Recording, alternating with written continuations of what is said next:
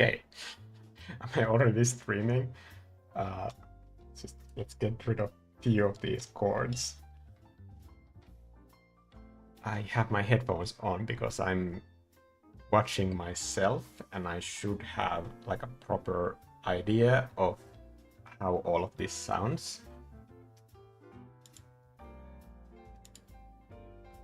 I can't hear any of the music.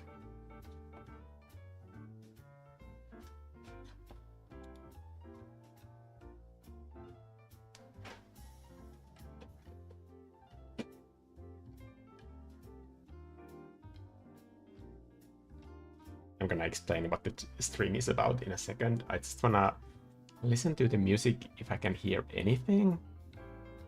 To me, it sounds like the music is too low, right? I'm gonna up the volume, just like a nudge.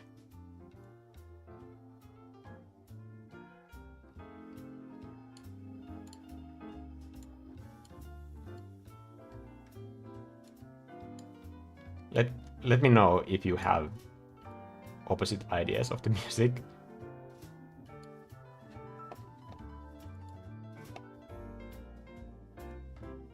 I increased it quite a bit, so please let me know if it's too loud.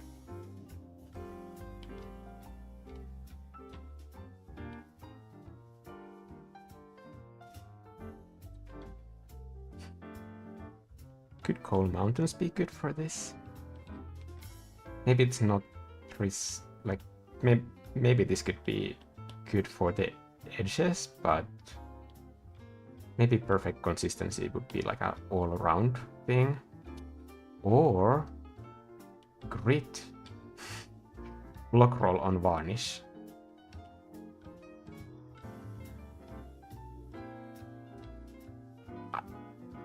I could do both. I could like start with varnish and go into perfect consistency with when I get into details, but start with base builder. So this is my oil painting set, and I'm gonna use that for this. There's just one more thing that I wanna press before we go live.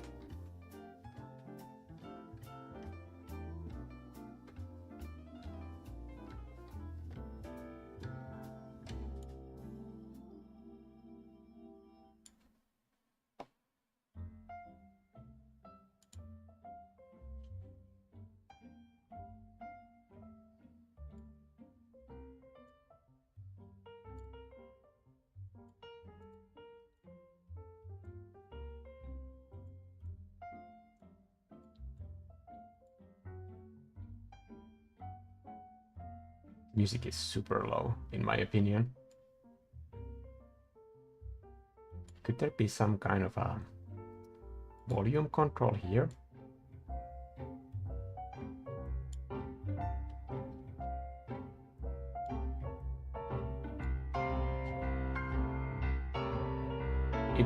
It's weird because it's the exact same settings that I had yesterday. Okay, let's just start painting, and if the music is not picking up at all, I'm gonna go back. There's still like 5 dB of headroom for me to play with. Where is the base builder? Here.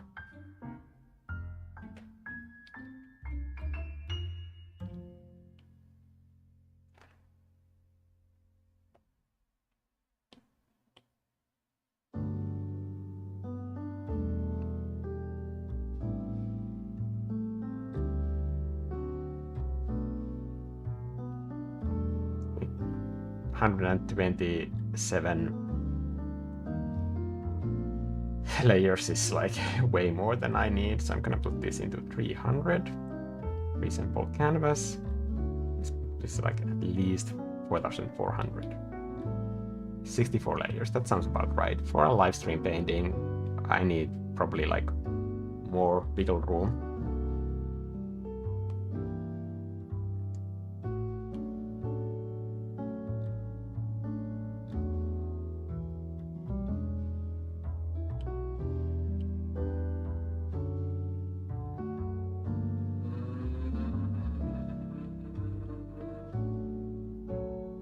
I want to have some of those like brown hues underneath, because they just seem to work with all colors and bring in that natural tone to things.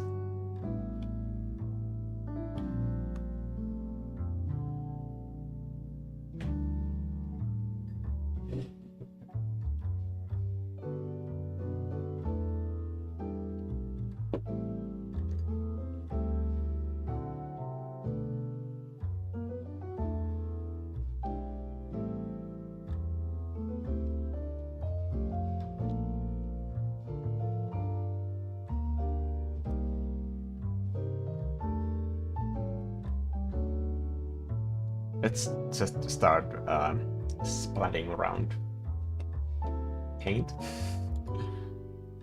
Maybe I could use Base Builder to kind of do some of this chaos.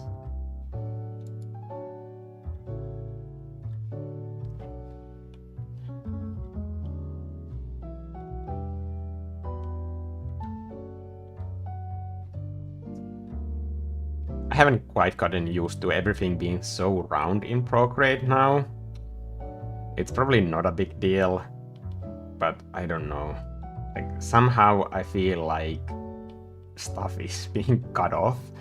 Like, especially when I go into gallery view, I do want to see my full paintings in thumbnails. I don't need them to be like cute bento boxes. Like, that to me is too much. Like, you're actually touching my artwork in how you're displaying it to me. Like, that to me, at least, is kind of like pushing it. Like, that to me is not okay.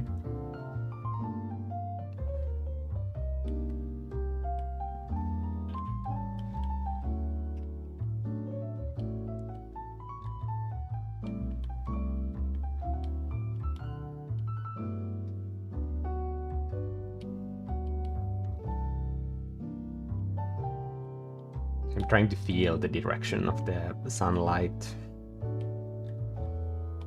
Not really committing to shapes quite yet.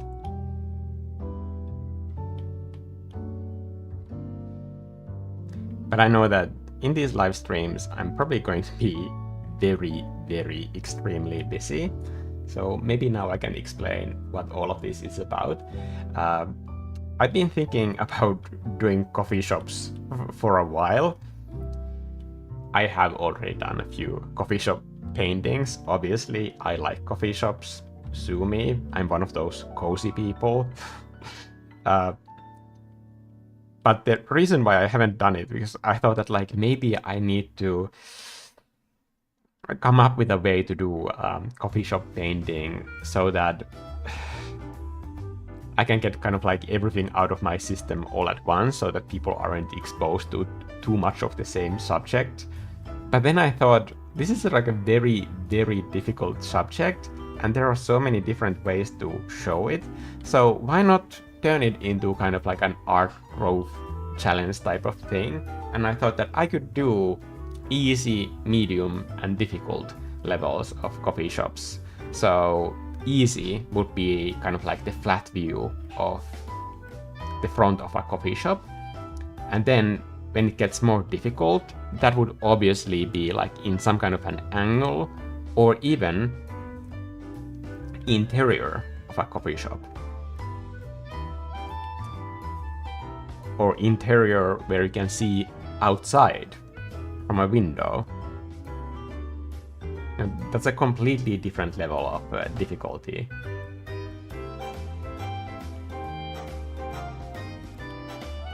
So they're not all the same. And I thought that maybe that could be like a good framework for multiple live streams on the same topic whenever I feel like doing coffee shops. So if I want to do a coffee shop again, I can't do another easy one. I have to up the difficulty. Like with all of my different series, I'm kind of all over the place when it comes to order. I still have to do my yellow painting because I'm also going through different colors. I think I've done several yellow paintings, but like a specific yellow live stream. All of those are coming, but the order is what it is. Like sometimes I'm kind of a mess. not gonna lie.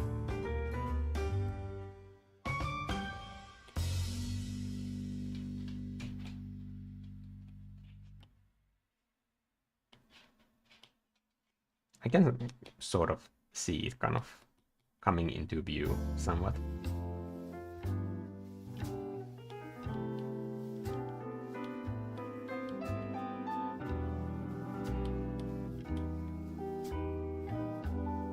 Do you have a good idea on what I could paint? Yes, you could do a coffee shop. Or do a duck.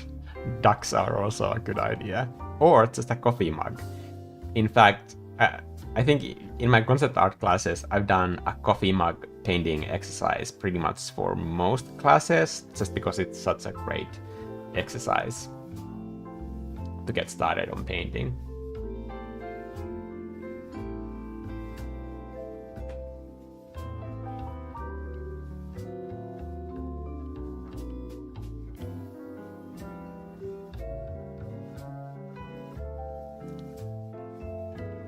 Let's do the main doors. Whoa.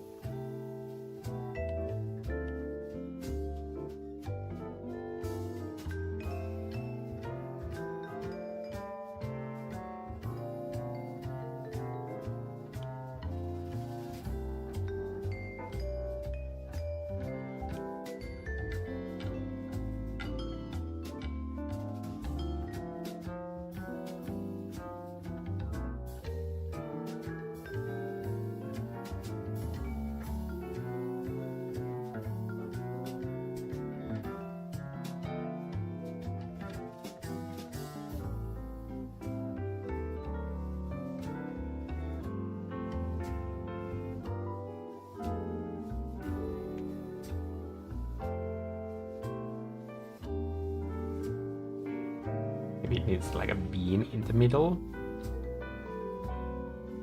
Or maybe they both open up so that bigger items, like for example,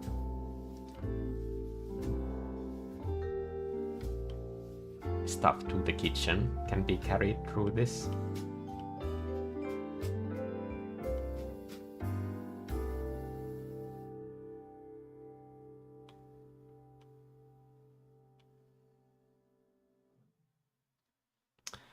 Then the main windows, I think if there's the waistline like somewhere around here, then this would be the halfway point of the door. And if I want to have people sitting around the kitchen, I mean outside the coffee shop, then they would have some kind of a table attached to the wall around here. So the window would then be like around here, like it's just like a small windowsill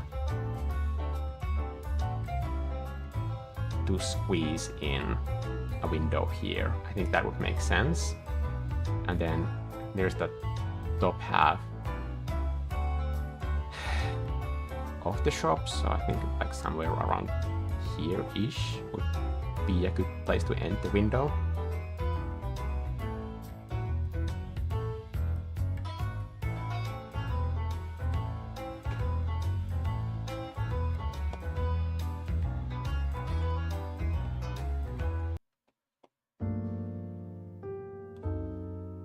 God, that was awful. Thank Lord I saved us from that music.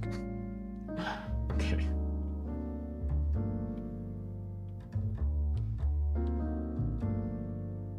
Now that I have a one window, I'm gonna just immediately copy to the next one so that I can have some kind of like architectural consistency. Just having these sort of like shapes be the same size and maybe even like space them out so that the space to the door is somewhat even. That's why I used snapping. Now because these both are windows on that same area, I'm gonna combine those. I'm not gonna combine the doors because I have a feeling that I can just do one door and copy it to the other side, and that way I won't have to do as much work.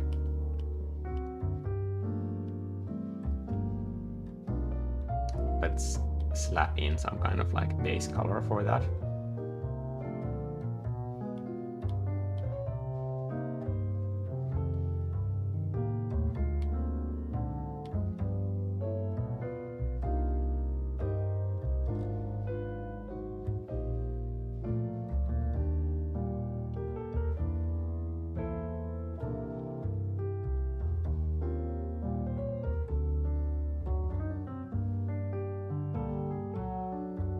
this is going to be a marquee on top.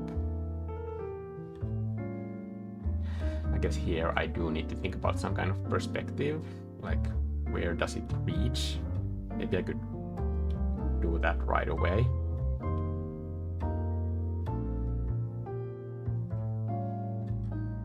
It's gonna be hanging from this point, so this is not the end point. I need this to be somewhat horizontal. Now it looks like it's going to just align with the edge of the window, but remember that there's going to be like a hanging section from that as well.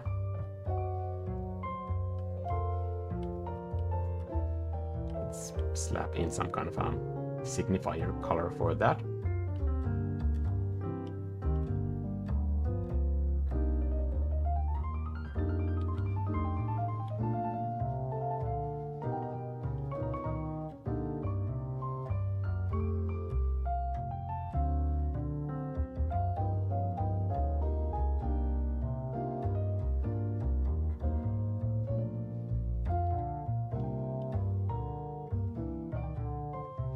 The sunlight is coming from somewhere into this scene, it would be hitting the top half of this marquee, so I'm gonna alpha lock that and go into the color and try to find like a slightly warmer, lighter, more saturated tone for that.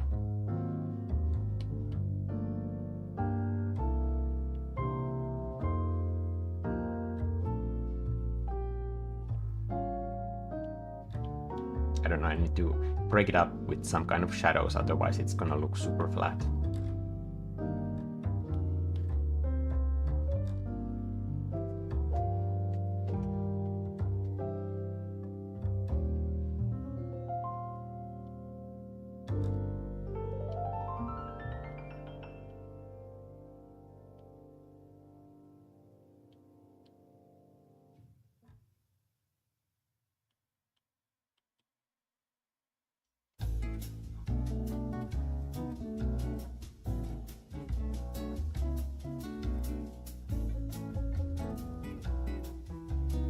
How do you reflect on yesterday's live stream with the portrait head?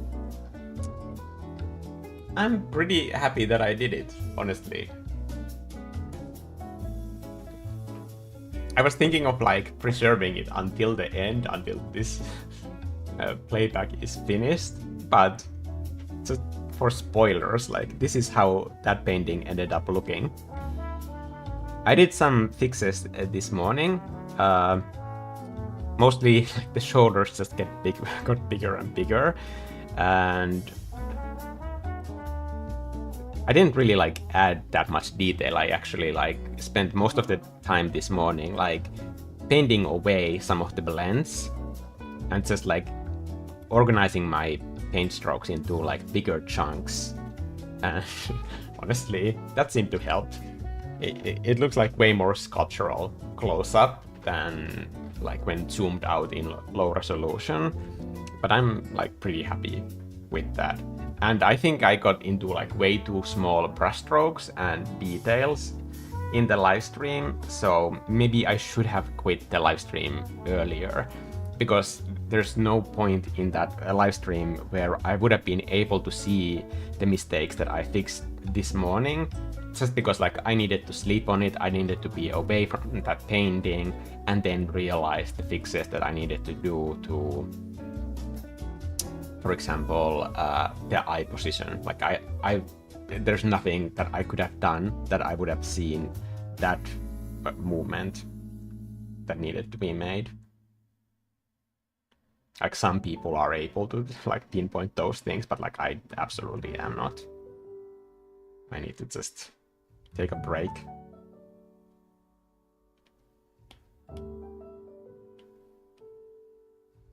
I'm switching to extra drag bristles from my oil painting set.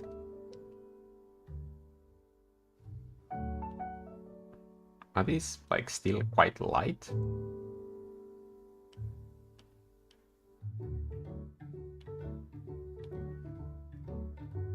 Well, scaling in uniform mode because I want this to be kind of like relative to what the shape of the rest of the door is.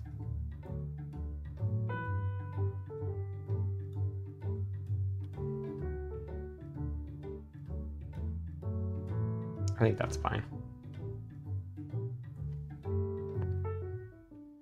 And then maybe instead of like alpha locking this,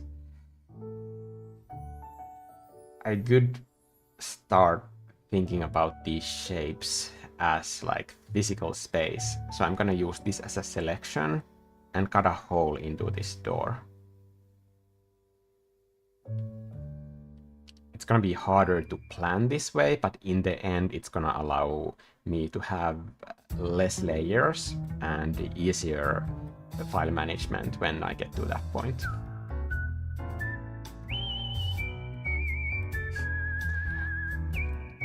Oh my god.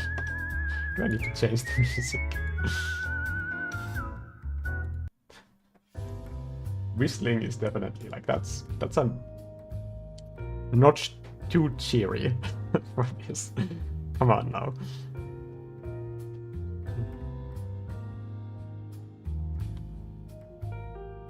Okay, so if we think about these windows as the kind of like a brick and mortar element of this building, then maybe the normal windows wouldn't be the same aspect ratio. Maybe they could be slightly thinner.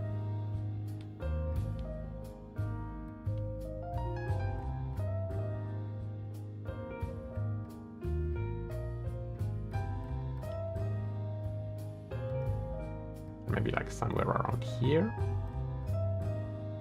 I want there to be space so that I can show like maybe like flower pots or something.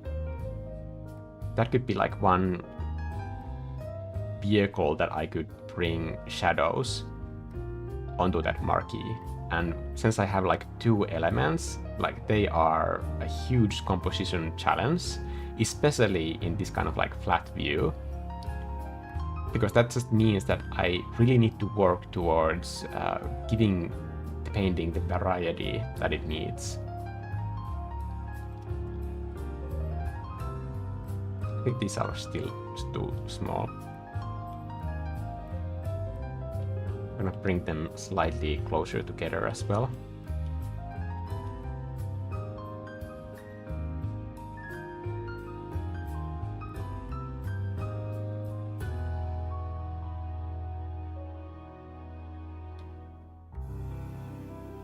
How do you reflect on yesterday's live stream? I think that's the more interesting question. I guess like people aren't used to seeing me do people on this channel.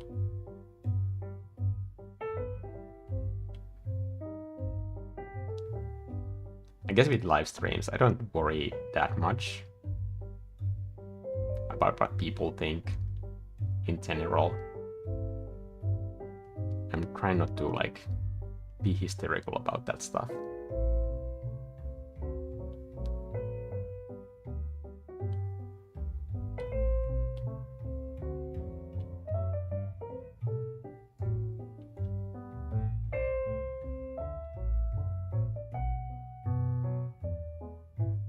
I think the edges of the windows I might just hand paint, because otherwise everything is just gonna look like a box in the end and it's not gonna look good. Okay.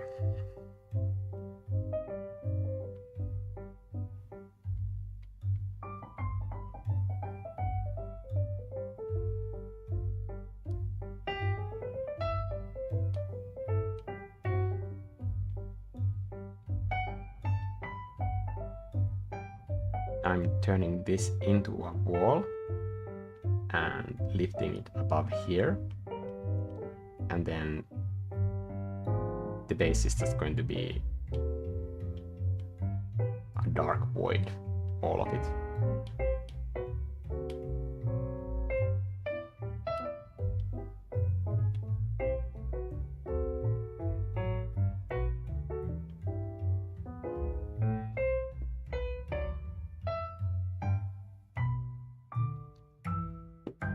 I think one of the problems with the whole thing was that I didn't quit early enough.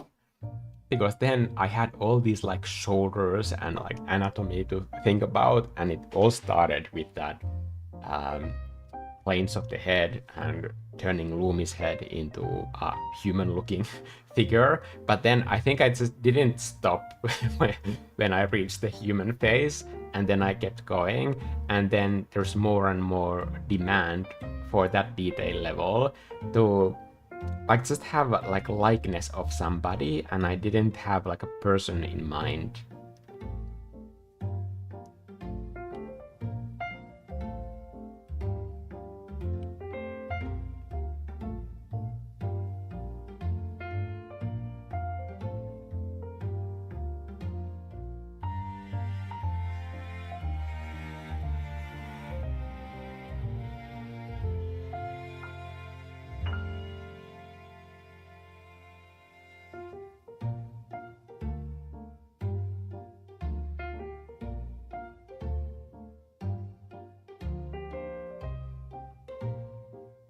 It would be kind of weird to just stop the live stream in its tracks and then like go look for some references that are usable on a public live stream.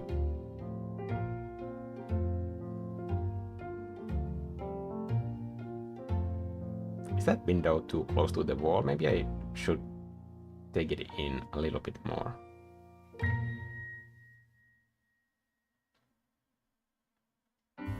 It's kind of strange if it's so close to that thing.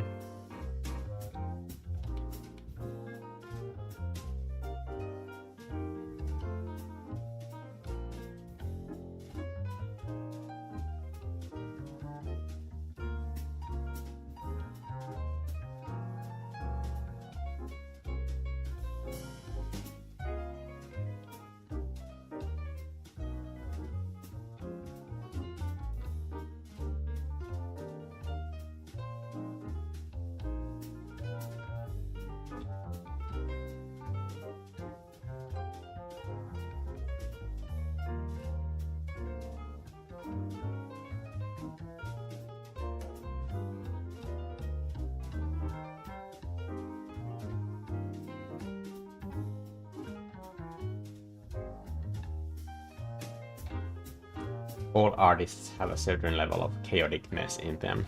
I have a pretty large amount of chaotic mess in me. Maybe too much.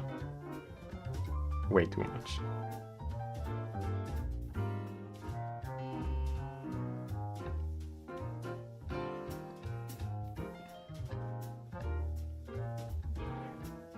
I mean, even knowing this, what do you do?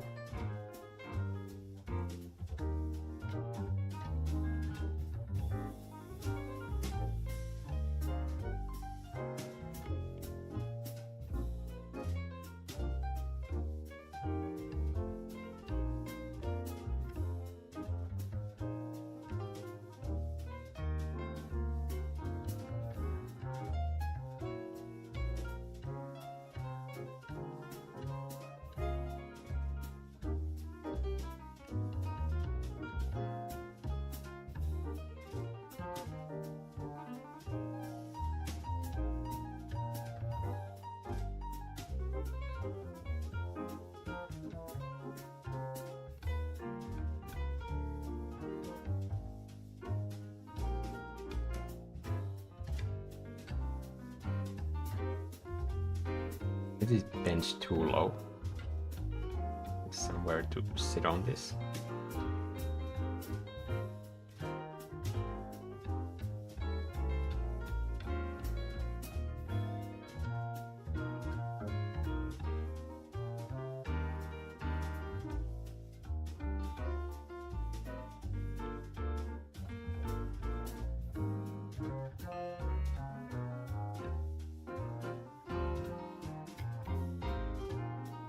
I think the most exciting element about like doing the more difficult coffee shop things is just like the amount of furniture that you need to put in in such a small amount of time. Like that to me, it just seems like an interesting challenge to tackle. You really need to be on it and just like hustle if you want to get it done in like even in 4 hours. Honestly, like 4 hours seems like not that much time. I think the snapping should be off because they wouldn't be like exactly aligning. It could be like slightly in front or behind.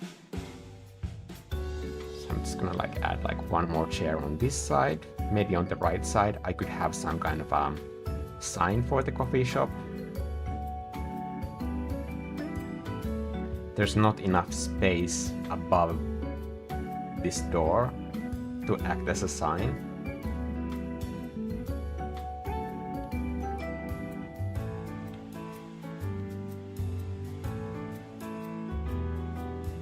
Maybe on the edge of the marquee, like there could be something like on this.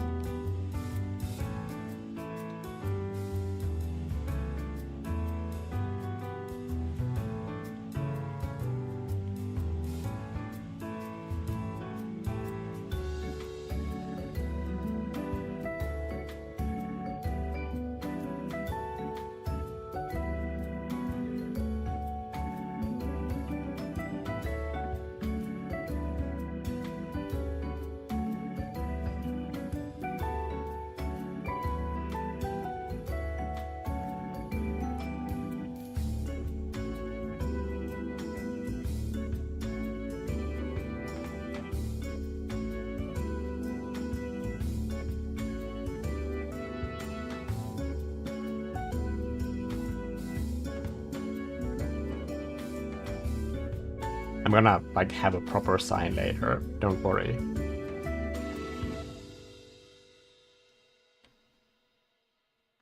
Or maybe their brand identity is that they just like curse to everybody who goes to buy coffee. German customer service.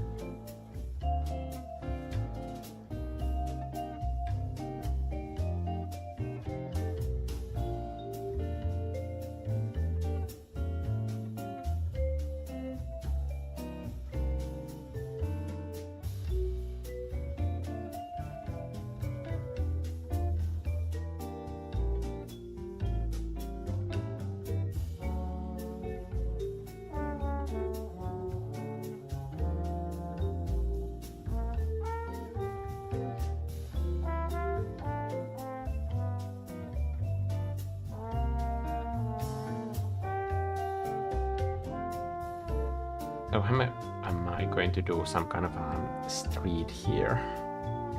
This is one of those areas where just like having some kind of a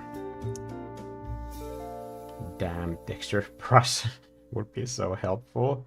Maybe I could go into my dark fantasy set and repurpose the brick thing. Okay. I'm gonna need to be inventive with my time use so that I can get the stuff done. Like, even if this is the easiest format, there's still like a whole ton of things to get that sort of like cluttered look that brings the entire vibe into a painting like this. So I really do need to just think about my priorities here. Okay, dark, brick wall.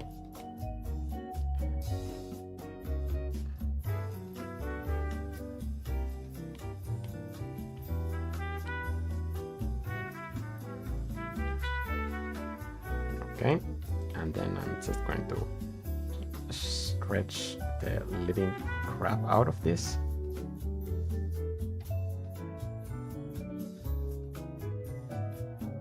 Okay, and then maybe use this as a selection.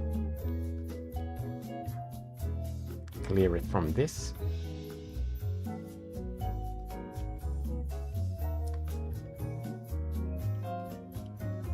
Just duplicating this in case I mess up something. Now I need to decide the actual vanishing point. Am I going to be using perspective? Like, in case I am, like, perhaps it's better to just like decide it now. Could it be just like right in the middle? Maybe that would be the easiest in the long run.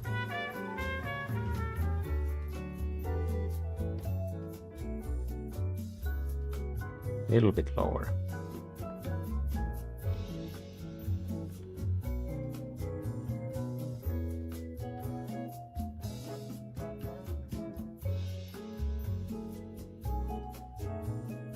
Okay, I think that's good.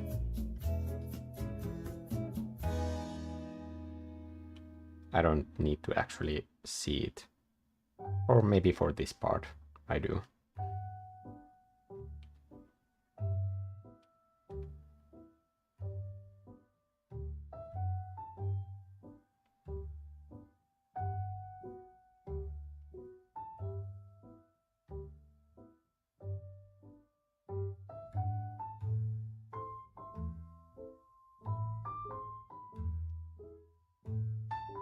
Gonna need to see the entire thing.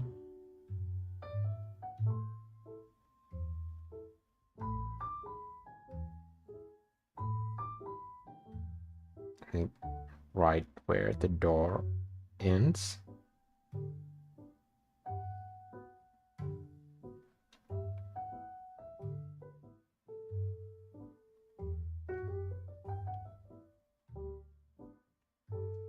I do not condone this level of texture stretching.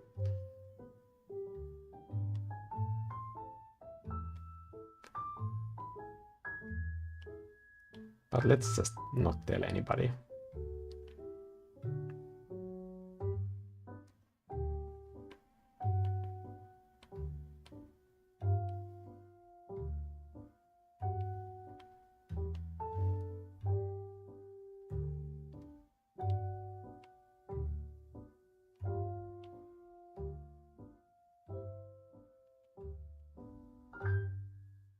In fact, I kind of like that texture that it already has, so maybe I shouldn't worry about it again. Like, this is just way too cheery music for me.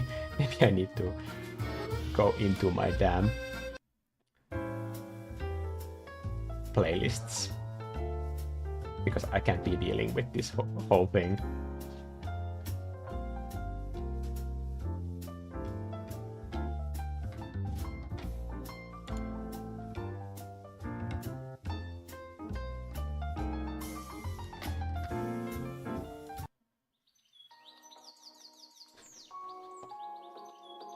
The OBS is set to a different, like, very specific source, so me changing the playlist might cut off the music. Please tell me if the music is still there.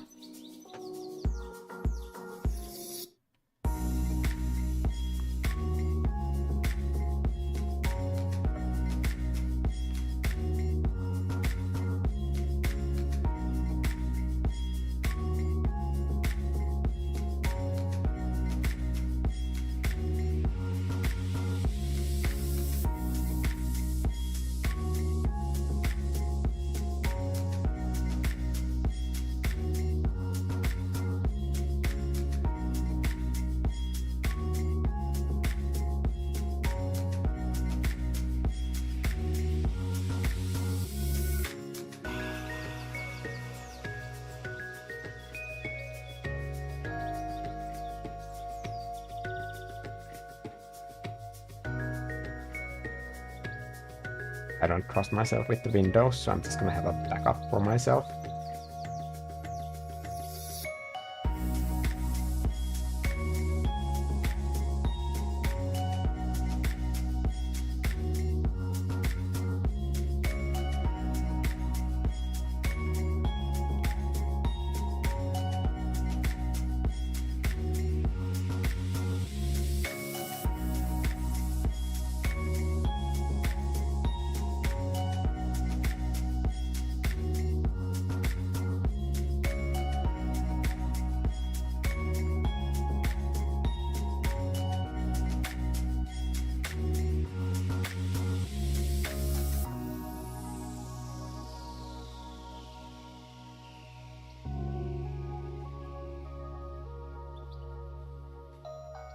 There's going to be a table on there, which is going to cast these shadows. These shadows probably aren't dark enough. And with these, I am hoping that I can bring out the chairs in front.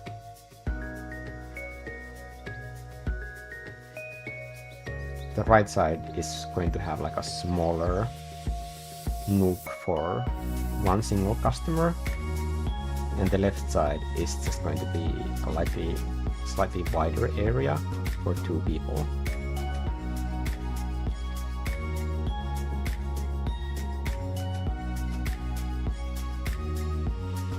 If I end this shadow sideways, I can maybe bring variety to both of those doors, because they are also a copied element, and that way I can make them slightly more interesting. Just mixing these colors on the canvas. Because the saturation is quite high, I am okay with like bringing it down lower at this point.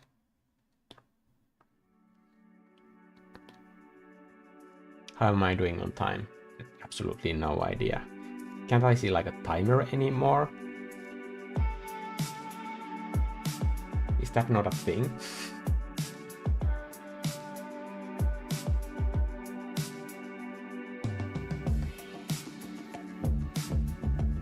No, there is 43 minutes. Okay. Music is still there. Thanks for letting me know.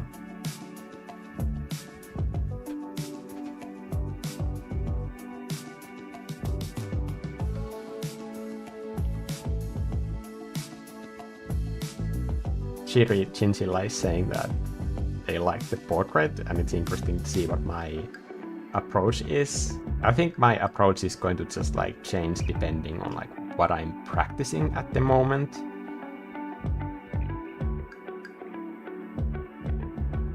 I haven't done like characters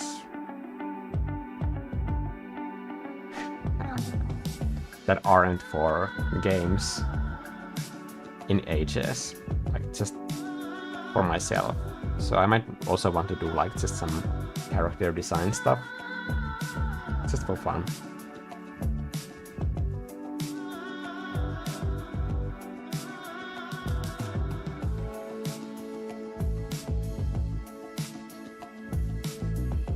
I think there's like an interesting hint of a mood coming into view. I just think that the wall needs more work.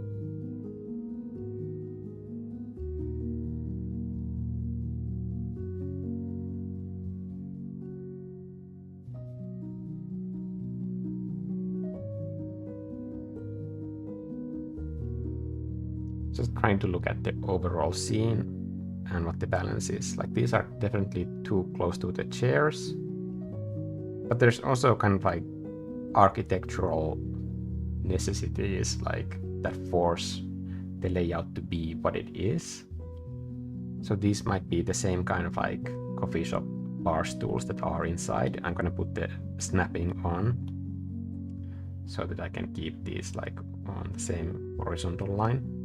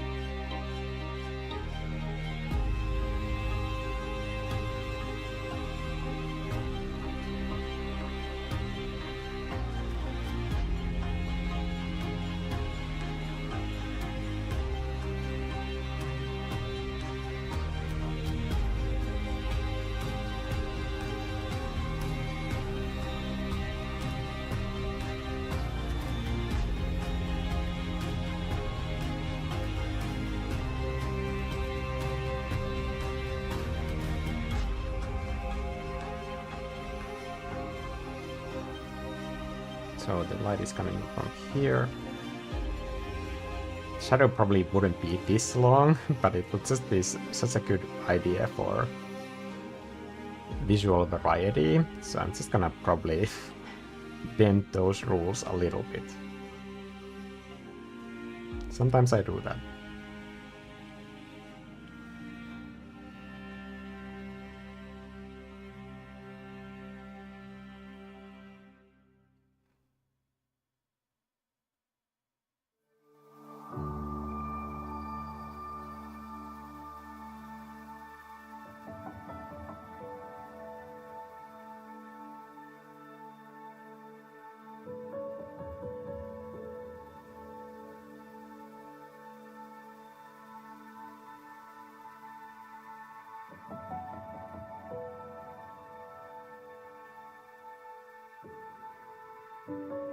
How do you share your iPad screen? I use Zoom.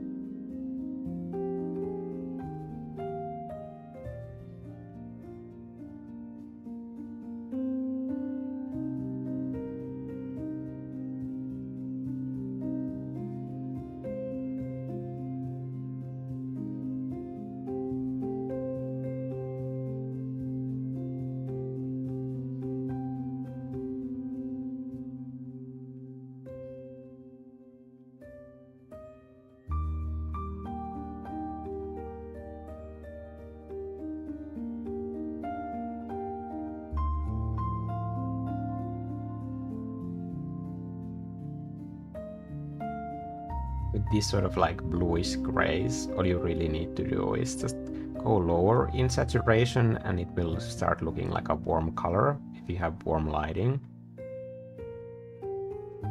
Gray is one of those surfaces that it kind of adapts most to what is the hue of your light source. So even though gray might sound like it's a boring surface to deal with, like it really has like a lot of opportunity for you to push the mood of your piece.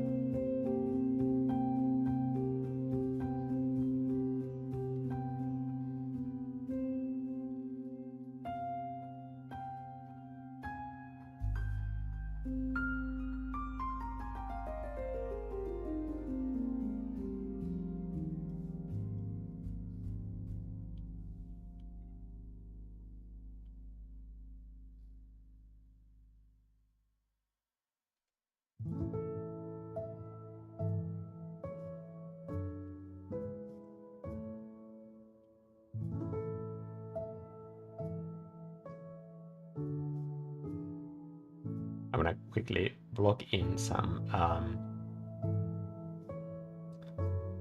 plants to all of this. And in the beginning, I'm just gonna do that in the biggest possible blobs, just so that I can see how it affects the composition. And then when it starts looking somewhat okay, then I can go to the edges and work on those. But in the beginning, I'm just gonna look at the tiny thumbnail that I can see on screen, where I also have the chat visible with you guys, and I'm just staring at it. It's almost like squinting at your screen or zooming like really far away, but for this, I think it would be really boring for you if I just had like a tiny thumbnail on how I'm blocking in these. So I'm looking at the balance of these different elements, and when I have the zoomed out view, like very tiny thumbnail, I can kind of easier judge what kind of effect they have on the composition. What I'm trying to do here is just like avoid having these separate patterns to be like too similar with one another. I think there could be some kind of like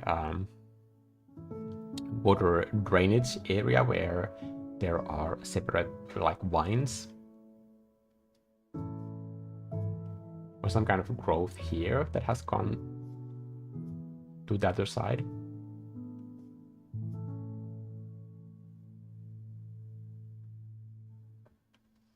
Maybe this part could be below that marquee.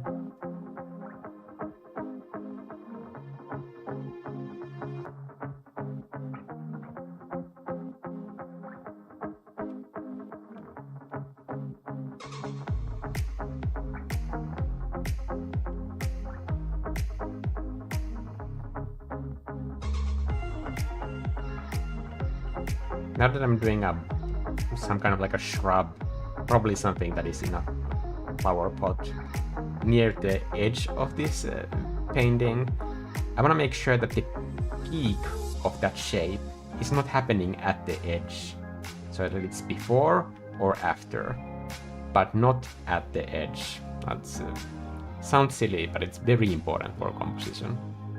It's a very small way that you can improve your compositions, because you tend to like normally put those elements into wrong areas if you don't think about it, because we want to organize everything so that it fits into this neat box. But our painting is not a box. Our painting is an illusion of a reality.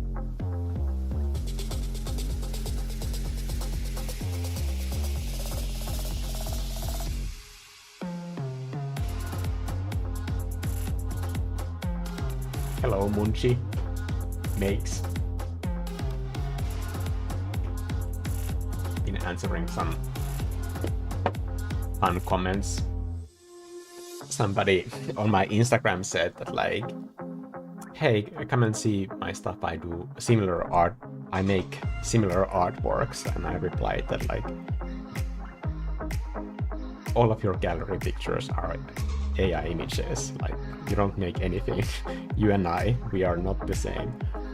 And then somebody on this channel like commented on my previous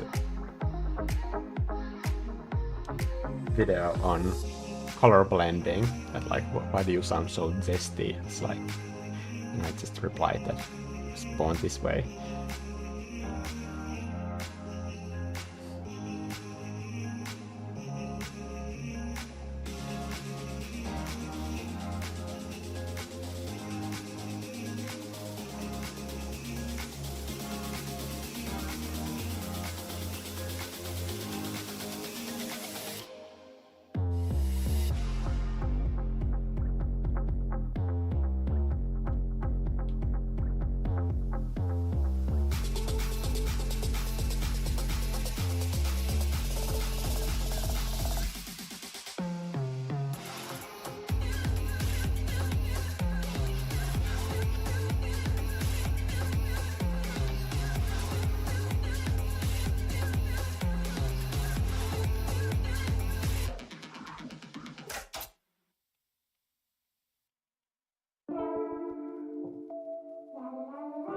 How is everybody doing?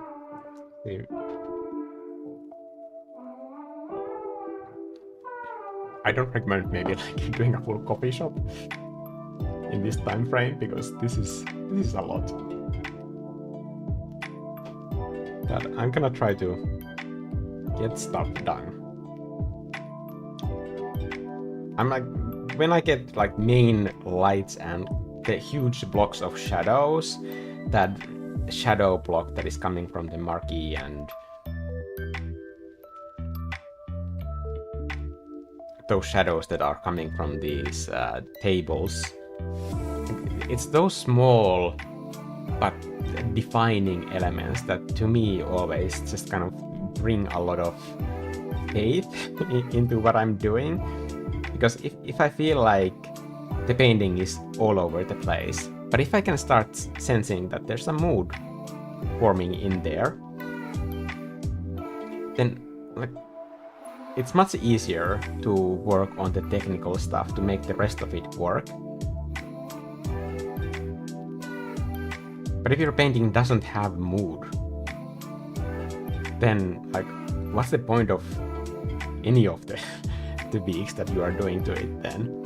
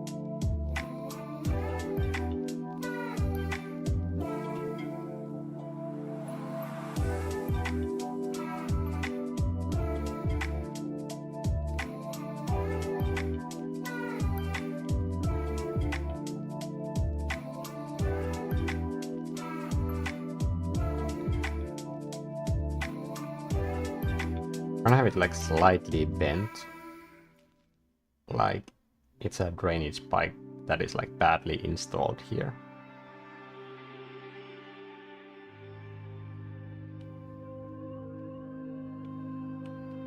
And then a repetition of that shape over there to kind of signify that this building is over.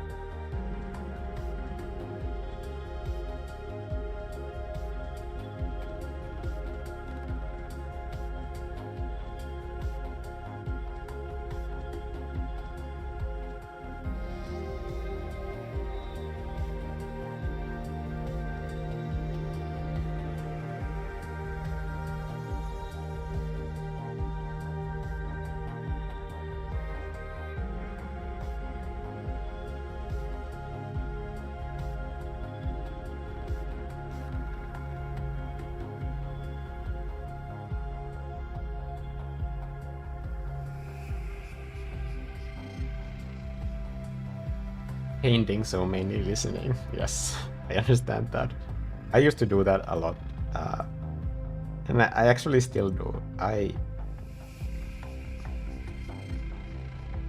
When I'm working on like bigger projects that take a lot of time, I like listening to live streams when somebody else is working on their own project. It's just kind of like makes me feel like I'm doing productive stuff with productive people. Since like my main colleague here is Vivi, of course, and she's great company, but there's still something nice about having other people to almost like work along with. That's why I like listening to live streams when I'm working myself.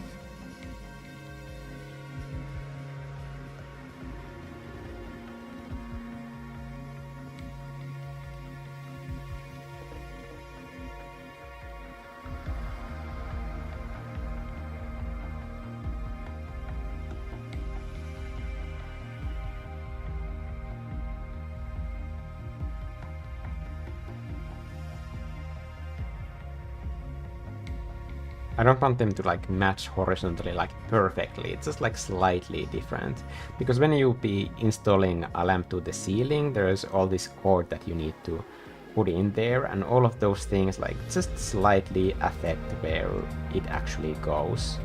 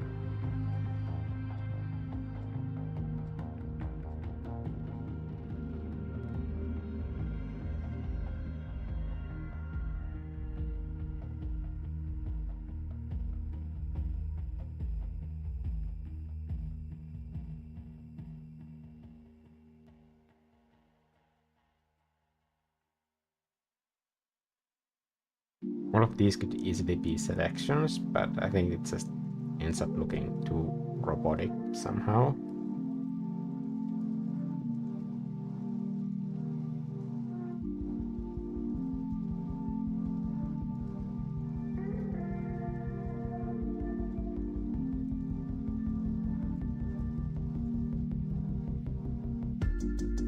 I'm just making all of them just slightly different.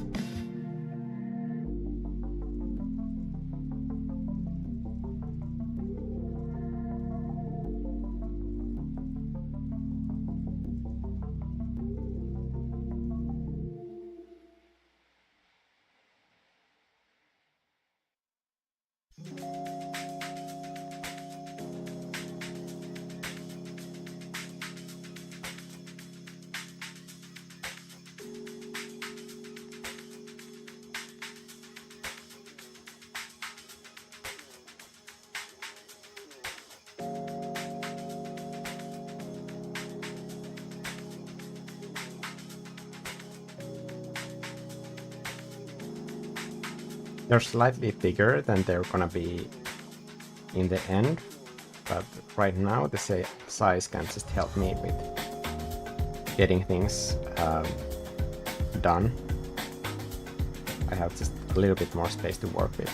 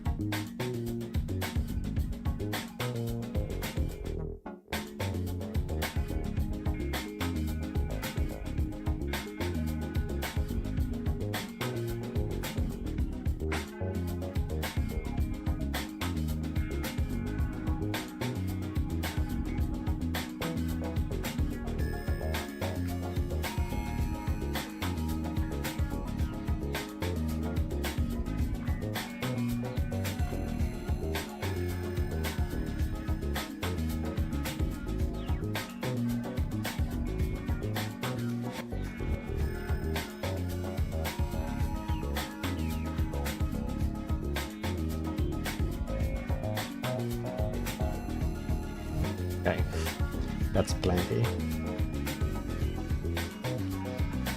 This is weirdly addictive, I see. I just hope that it works when I scale it down. Gonna duplicate it, just have a extra backup. I guess I need to scale it down first.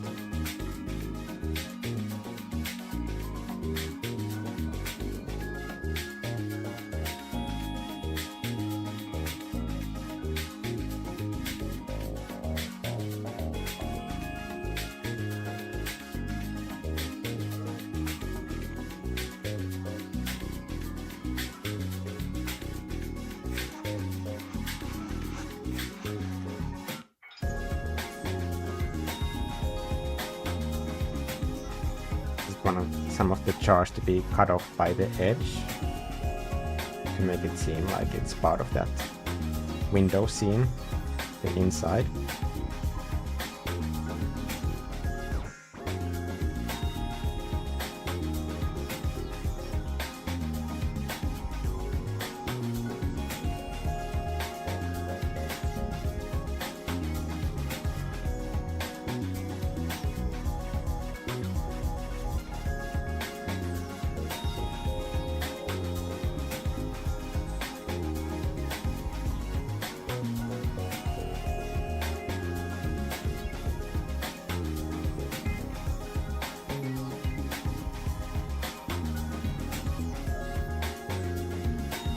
this is going to be the light. So I'm just going to paint that in with these. Should I add something on the left as well? Probably.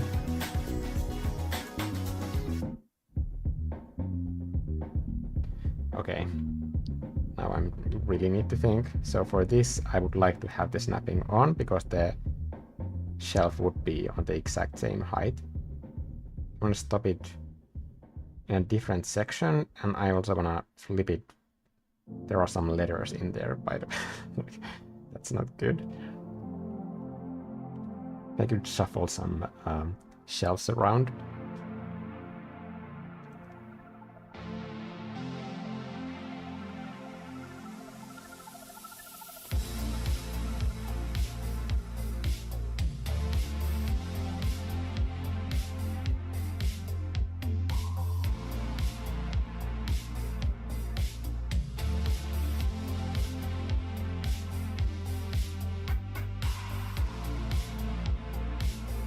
Just have overall less inventory on here.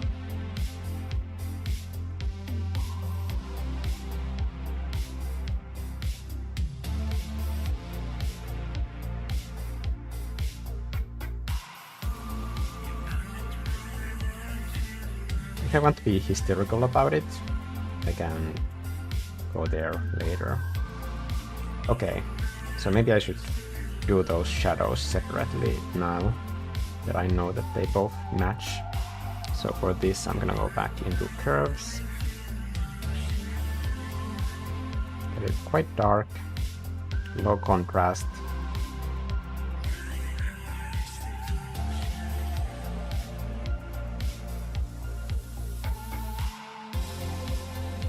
And then give that a mask.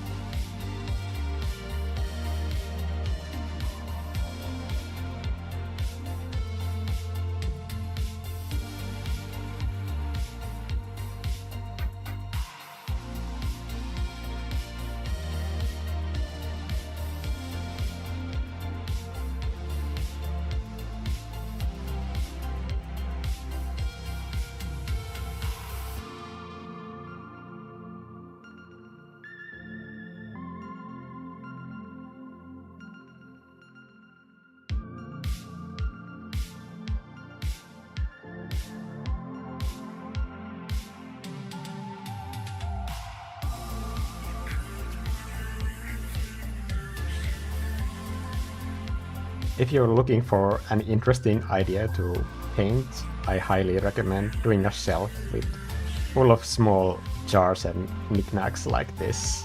It's super fun. I didn't expect that this would be the fun part. I thought that like this would actually be crazy difficult. Okay, but I can't be like spending my entire life here either. Checking the clock. I need to kind of hustle.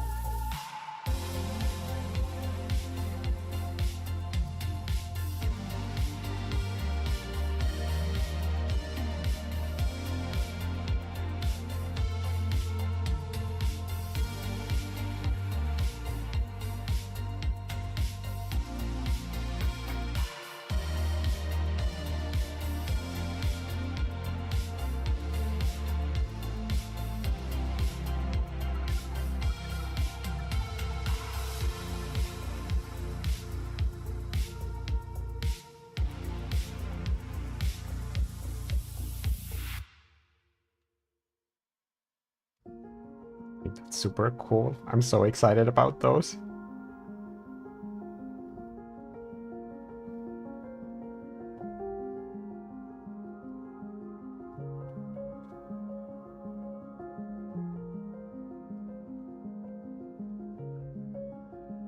It's a shop, so it's like pretty normal if there are repetitions. Like you can even have just the same jar over and over again.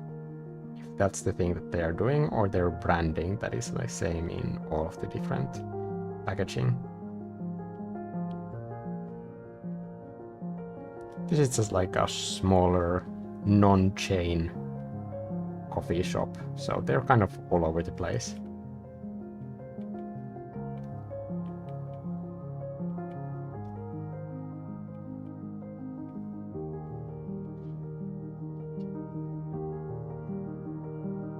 Lila Nebula. Welcome to the Angry Mob. I will be putting the new brushes, the brush that I used yesterday in that painting, the one where I did this portrait painting.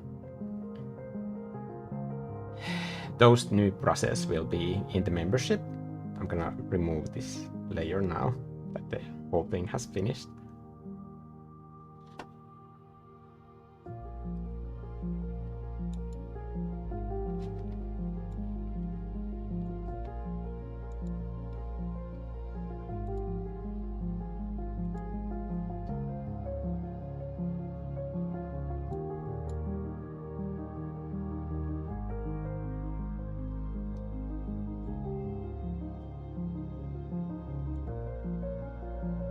Okay, what was I supposed to be doing? I think the palette is kind of okay too, but like it's sort of messy, so I will reorganize that and I will put it into the downloads. I will do new downloads tomorrow. Like I've been putting it off because I've been so busy with other things, but for now, let's set a deadline for tomorrow so that I can get it done. Okay, shelves. I think I have to get rid of these knickknacks now. Or do I? Maybe I can do like one more in perspective. Let's just see that drawing guide. Okay. And maybe I can use this shelf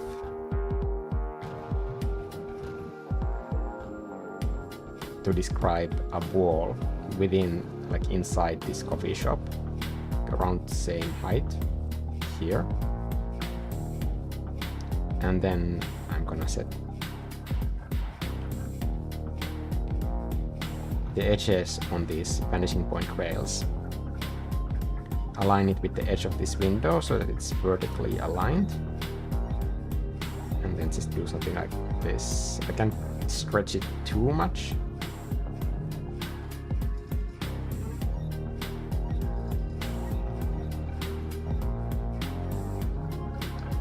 This is going to hint at like interior stuff inside the shop.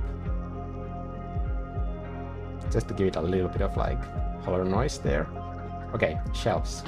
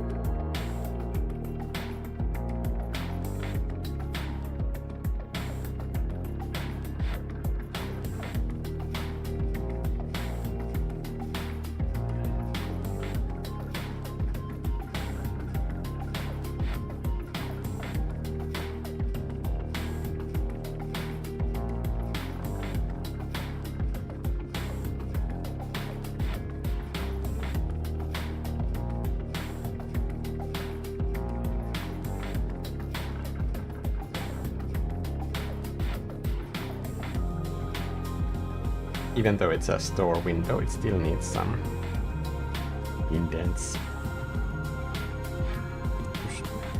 Just hint perspective slightly here.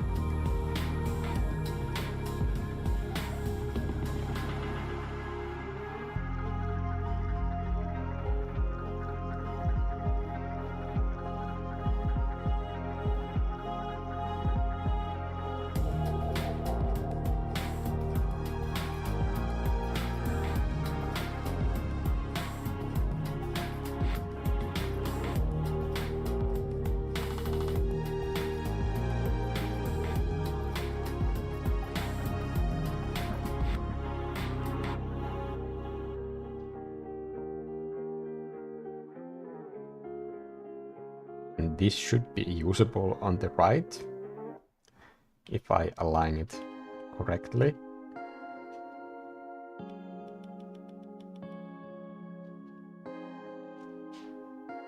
Whenever the same elements are on the same level, I always try to merge those layers because there's no reason I would ever need them separately.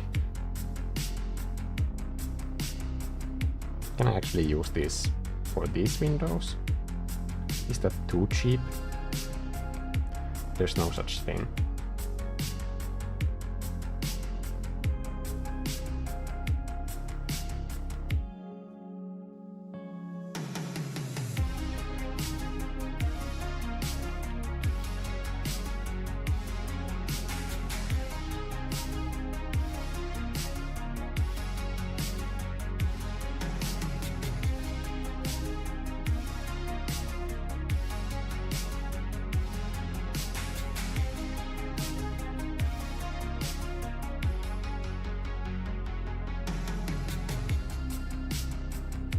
I'm kind of faking a middle beam with just one edge here.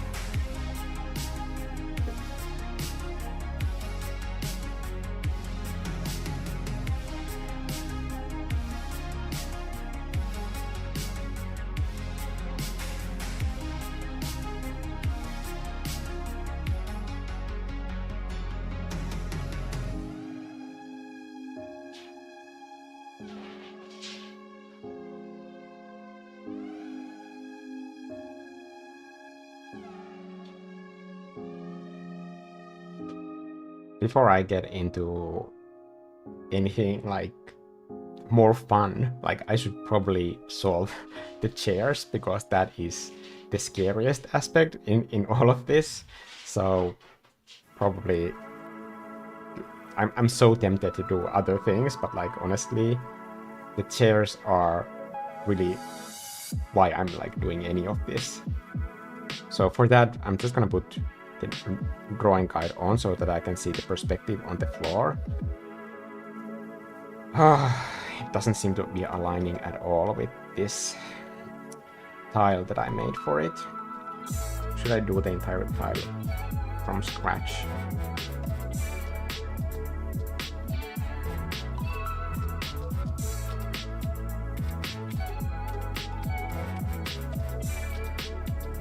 I need to be using these lines to set this in proper perspective.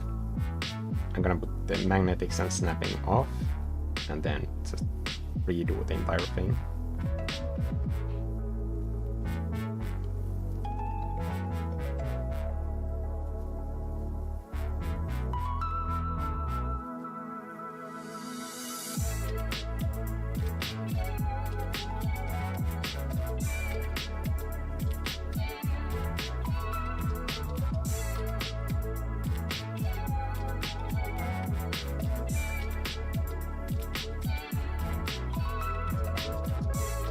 Okay, now at least it matches. That's like way better.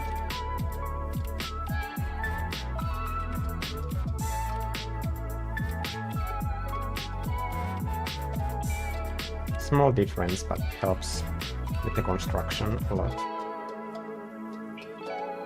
I just noticed that the other door is not continuing the shadow the right way.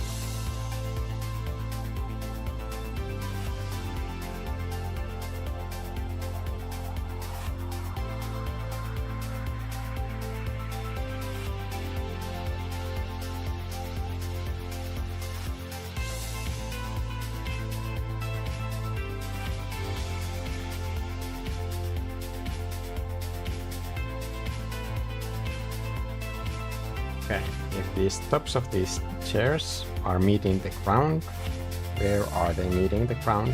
I'm gonna put the snapping on.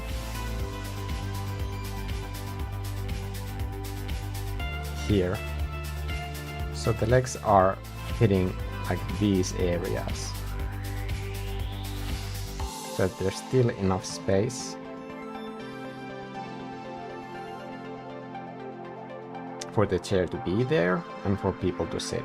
Okay, I'm gonna do like one more guide layer, and that is going to be kind of like the point where legs are held together by that kind of like in between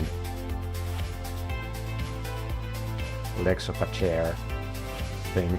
Okay, I merged those wrong.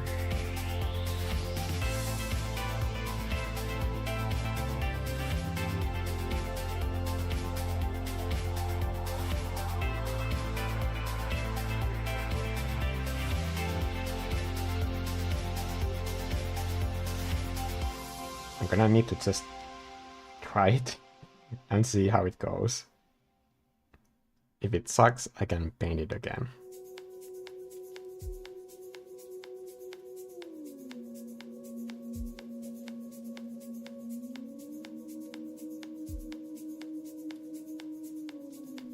Maybe they should also like spread out a little bit.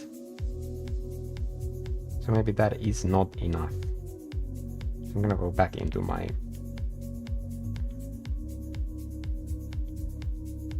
samples here. Just expand them a little bit in uniform scale.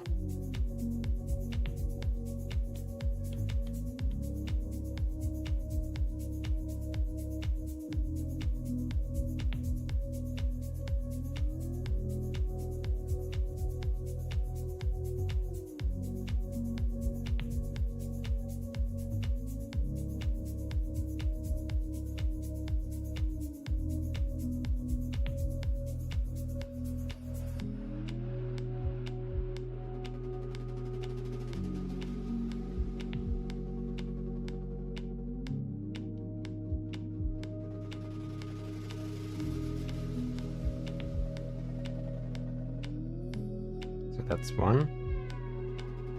This is two.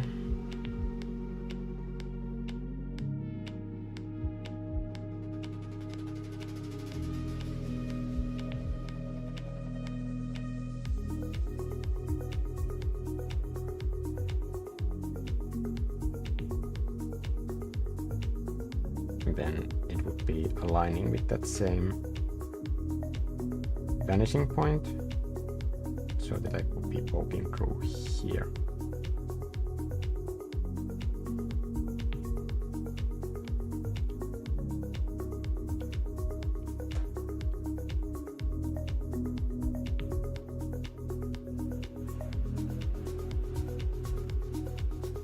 I can't even imagine like doing a interior of a coffee shop with like tons of different chairs in there.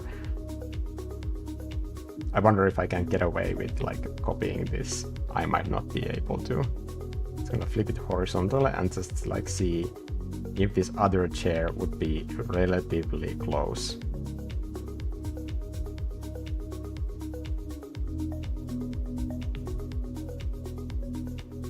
It seems to be aligning with the perspective.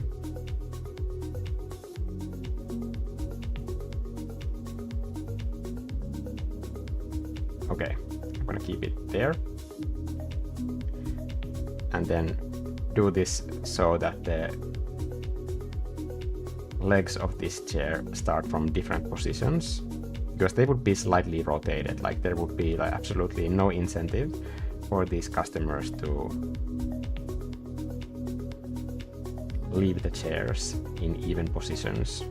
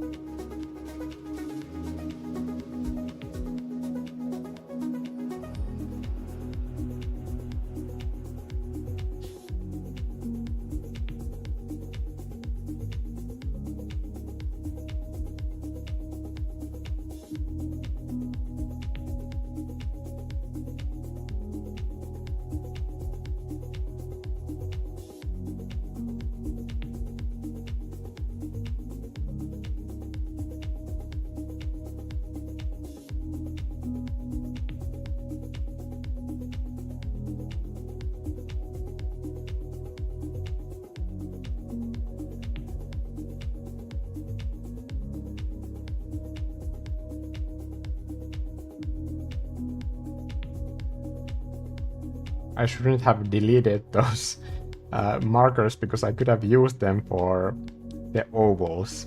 Damn it. I guess I just have to wing it.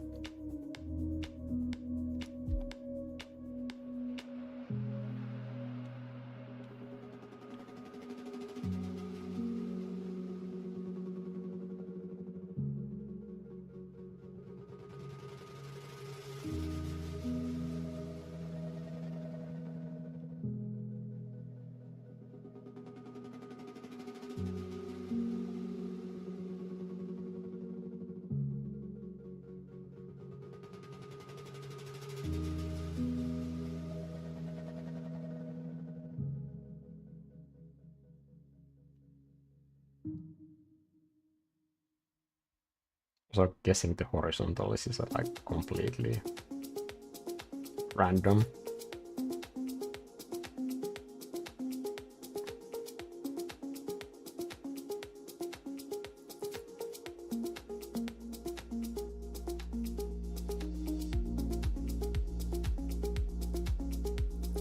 One more. I'm gonna get through this. If I get this part done, then nothing is gonna be this difficult.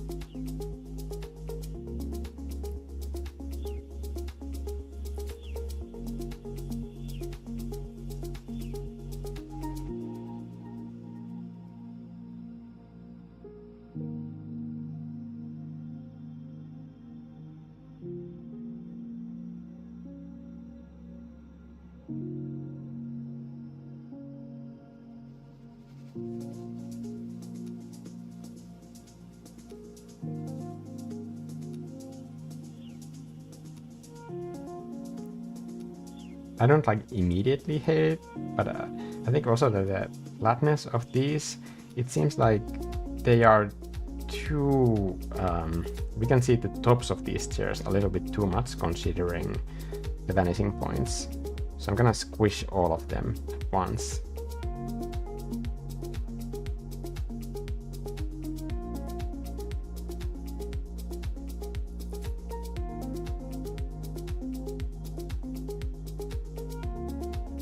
Yes, definitely bothers me less.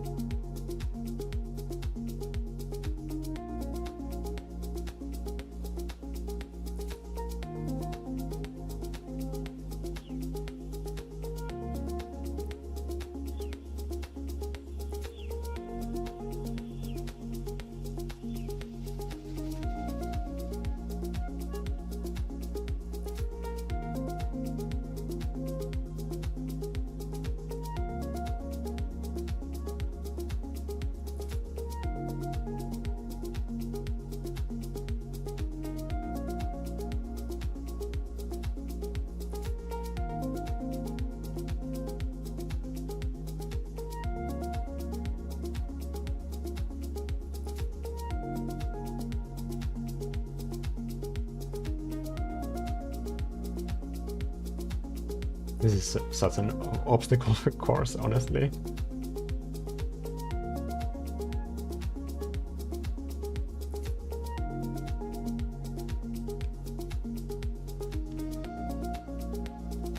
And then probably shadows for the chairs is going to be another thing, but I will burn that bridge when I get to it.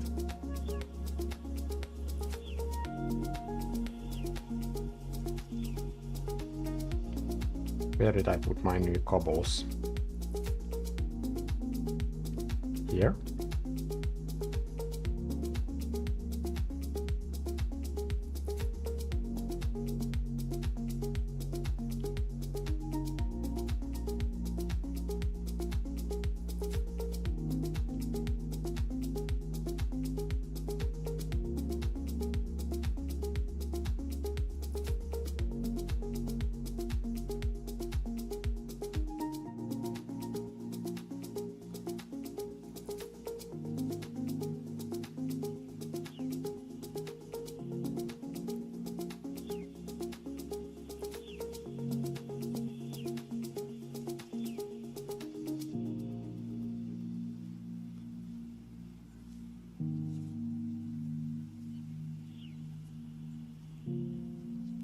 Do you have a playlist?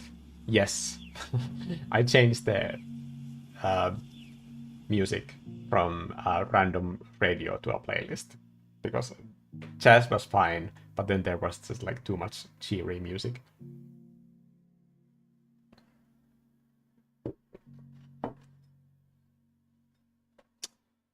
Hello, Sohel, from India. How are things over there?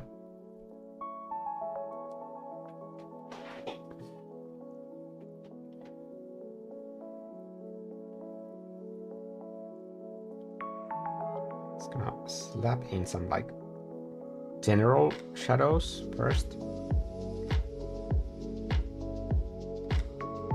I'm thinking of like adding that sign to the lower right corner here. So that is gonna create some shadows. Like planning how those shadows should land.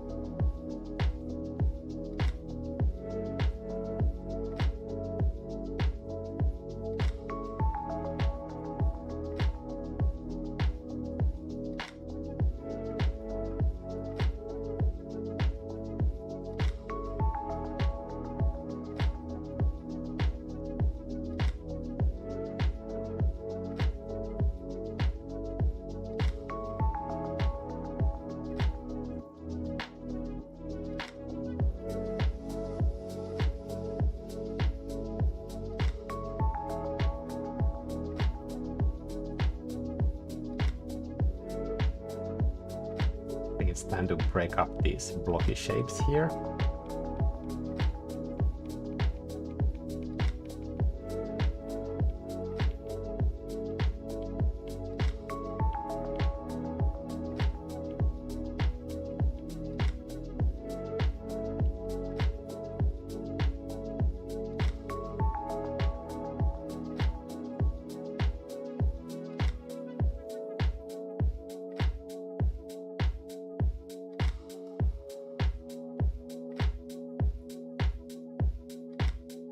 Here I'm thinking about the different color zones that I have blocked in, and I'm just working on those edges. That's the only area where I need to create this illusion of texture.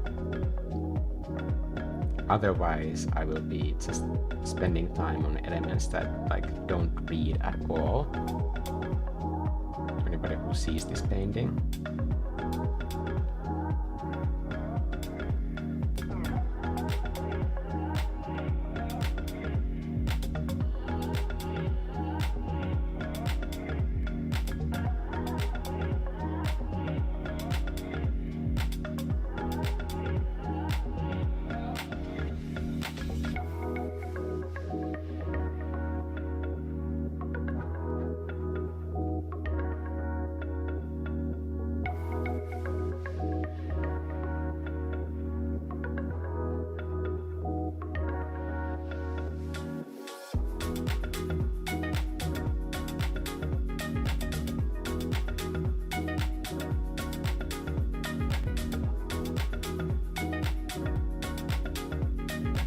Have so much to do. Like this is like even this like so-called easy version of a coffee shop, like it's so much to do in such a short amount of time, and especially since I didn't have any line art or pretty much any planning either, just an abstract mess, and then I'm doing all of these blocks to paint in the coffee shop. It's a lot to do in this time frame. But I think that the time limits are also good because they make you focus on elements that actually matter. And here I just wanna double down on the mood. The kind of coffee shop that I would like to spend time in. Maybe not part of some big chain. I think the smaller ones tend to be more quiet and they are easy places to work in. I can sit for as long as I want without feeling bad that I am taking up someone's chair. No noisy customers. And in small places, usually the same people are working because they don't have a huge staff, so they get to know their customers.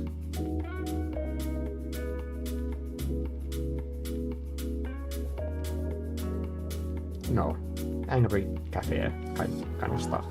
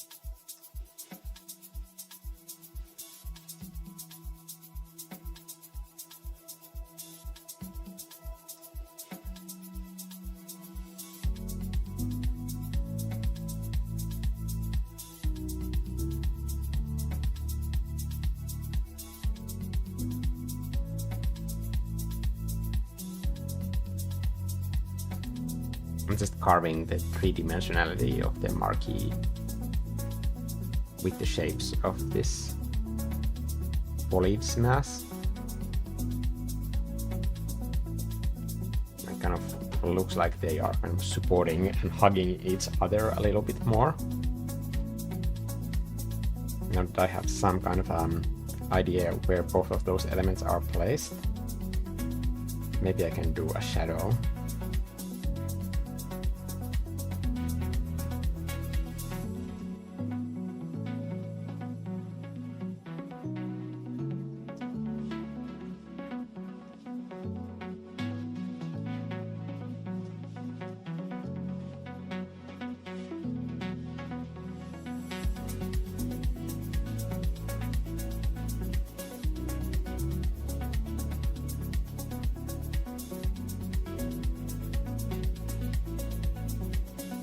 I could probably use foliage script for this.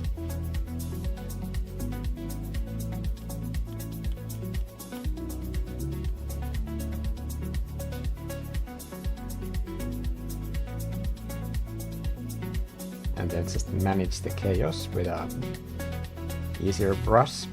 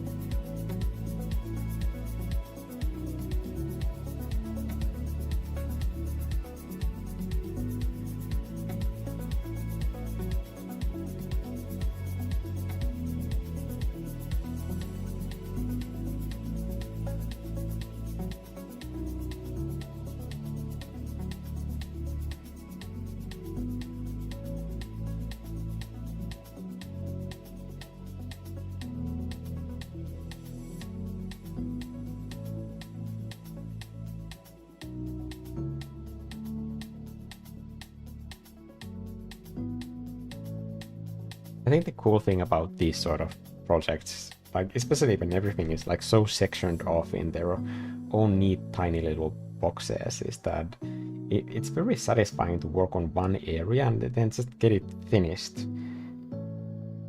I think in the beginning, like I got kind of lucky with the blocking in because like the mood from the lighting is kind of carrying a lot of the painting.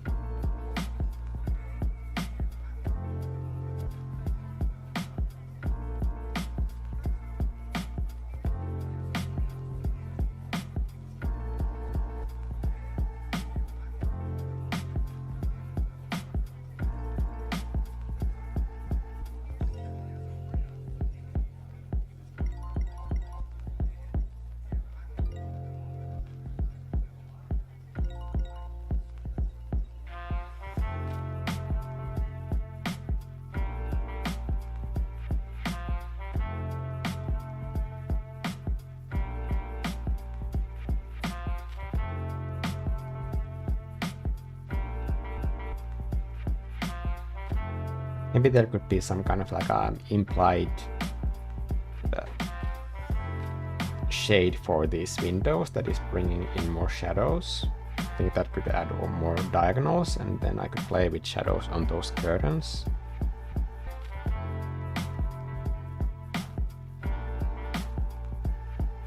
This is block roll on varnish. It's adding that gritty texture.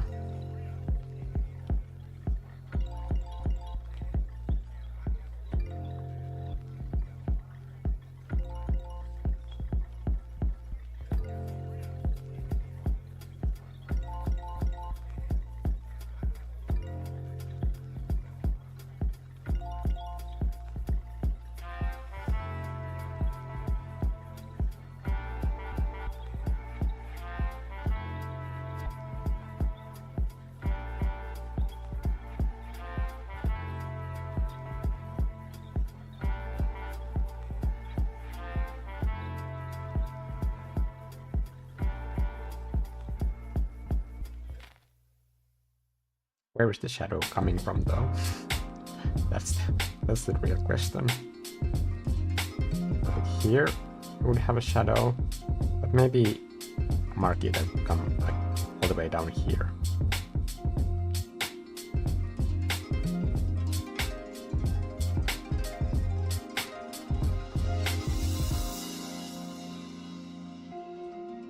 Or maybe the window is just like offset, so that it brings a shadow. Not sure, like not super happy with that solution.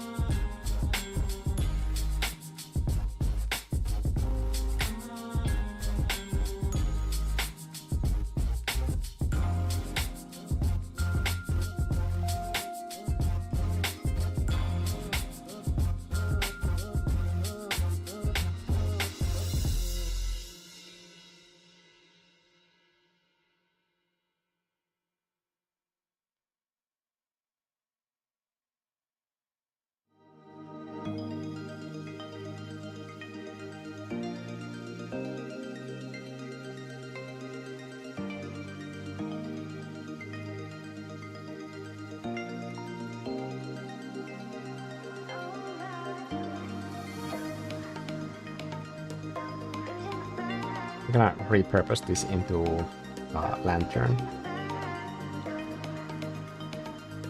So first, I'm just gonna drag it on top of everything first. Here. Select this right side, put it on top of this one. Squeeze it a little bit.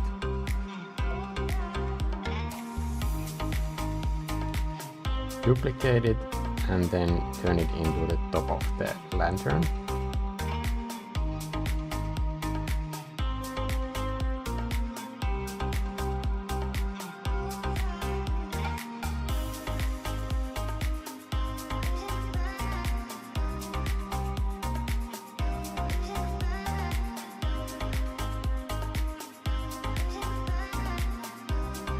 I did it accidentally on both layers.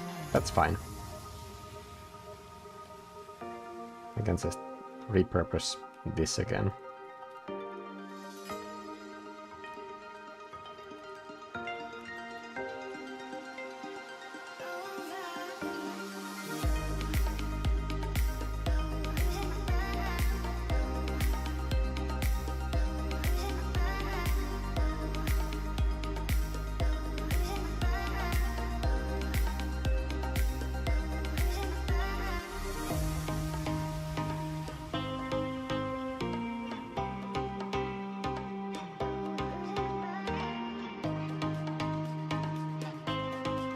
Selecting the top of this lamp and darkening it, because light wouldn't reach there as much. And I just need to tweak the underside to match this lantern.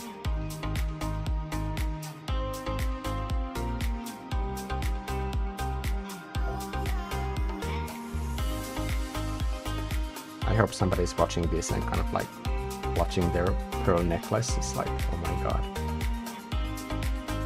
Do you have no shame? None.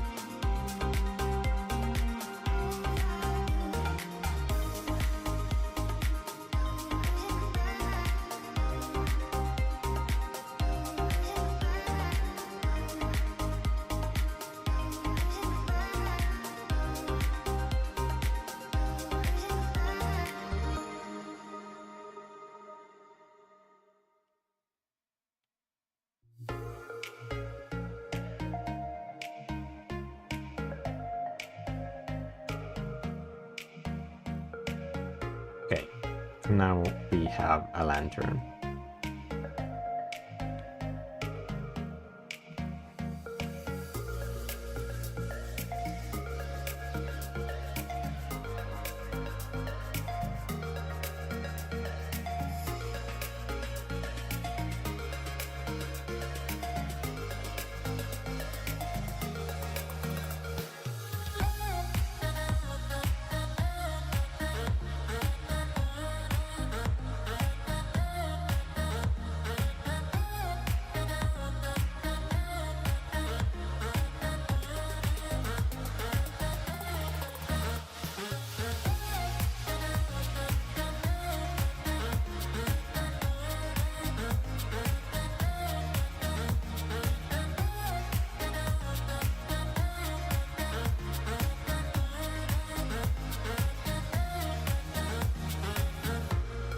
It should also have some kind of a hook to keep it in place.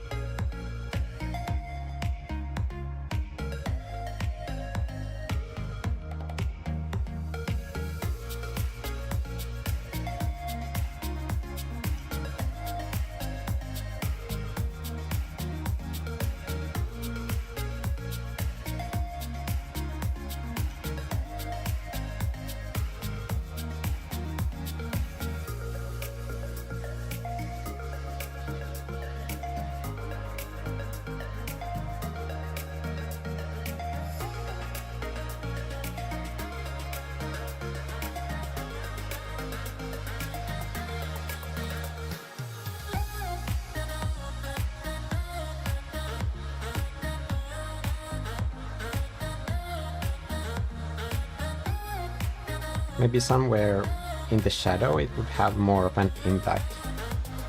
Like for example here, maybe I have two. There would be enough space for both of them. One here and one on the other side.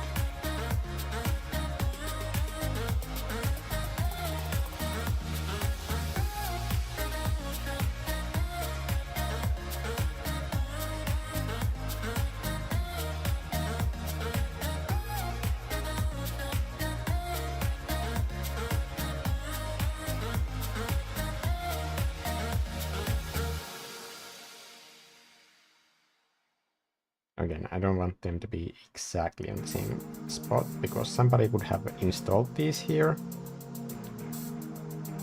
And maybe they're not like 100% the best handyman ever.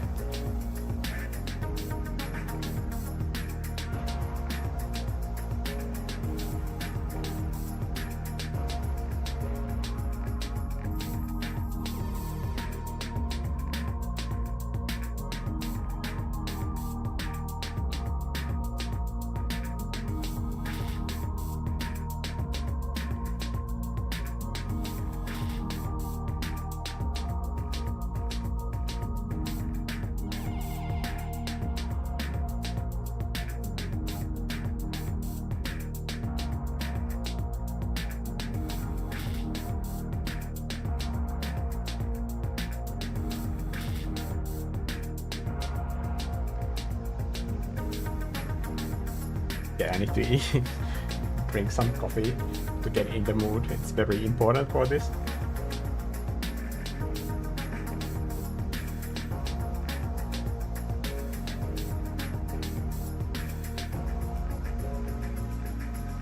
I think it's slowly coming into view, but considering that this is already 2 hours, I am horrified to think that like what would be the advanced or difficult version of this. Like how much time would that take, and how long of a live stream would that be? Would anybody be interested in watching like 6-hour live stream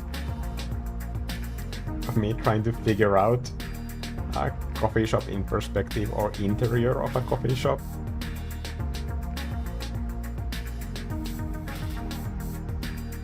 And if I were to make a video out of it, like just how much footage would I have to edit to get anywhere with it?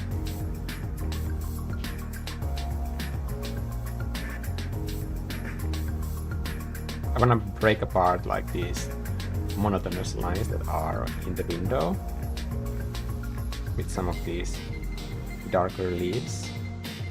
Just because whenever you have repeating shapes, breaking that pattern, it's always going to make them look more interesting.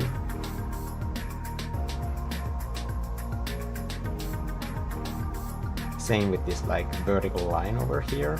So breaking that line makes it seem slightly more interesting.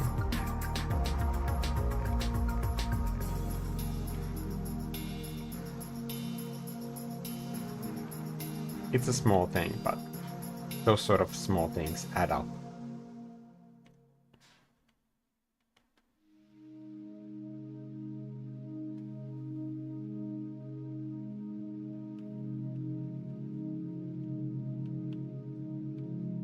Also, since I used that foliage strip brush over here earlier, it's extremely important to show that at least some of these edges are hand painted. Like you can get away with like some textures or even photo bashing if you absolutely have to, if you kind of like go in there and paint some of that texture yourself. It just brings it all into the mood of your painting.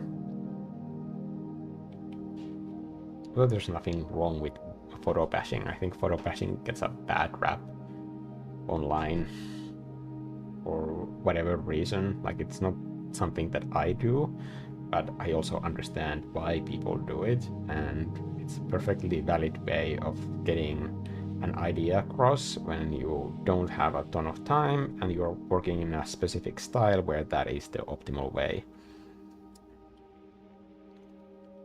to quickly like pump out different ideas.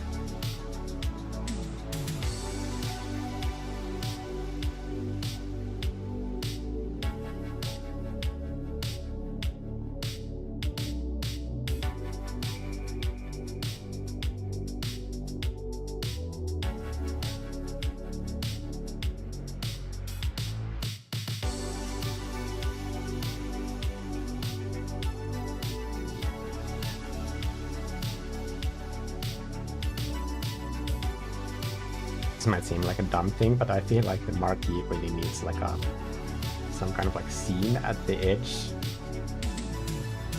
just to make it look pretty.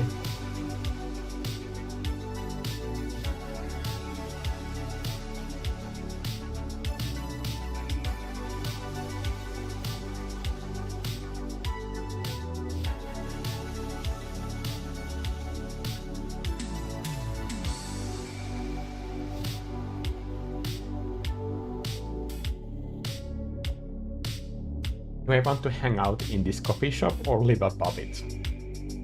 The heart is torn. Honestly, I wouldn't mind living in a place like this.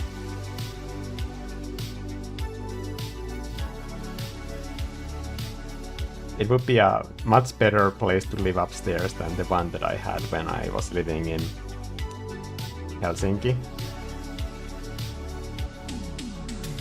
There was a strip club underneath me.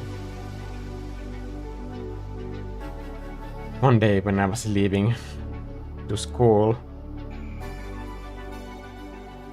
one of the strippers ran angrily after the client because he hadn't paid in the morning.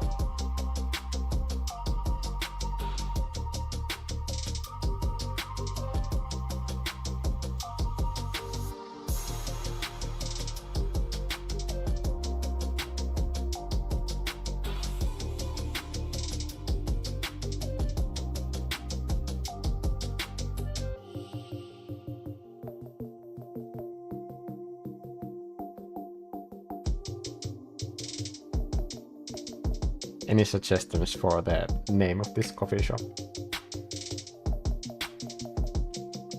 If there's a good suggestion, I will name it.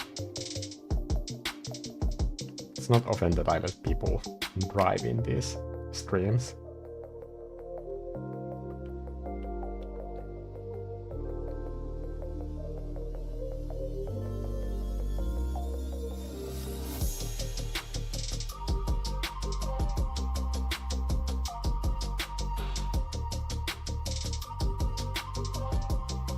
Hello from Vermont. Vermont. It looks so cozy. I'd also love to live here. Yeah, I think that's the general consensus right now. It's a good place to live. Hopefully, good place to also have coffee so that they can stay afloat.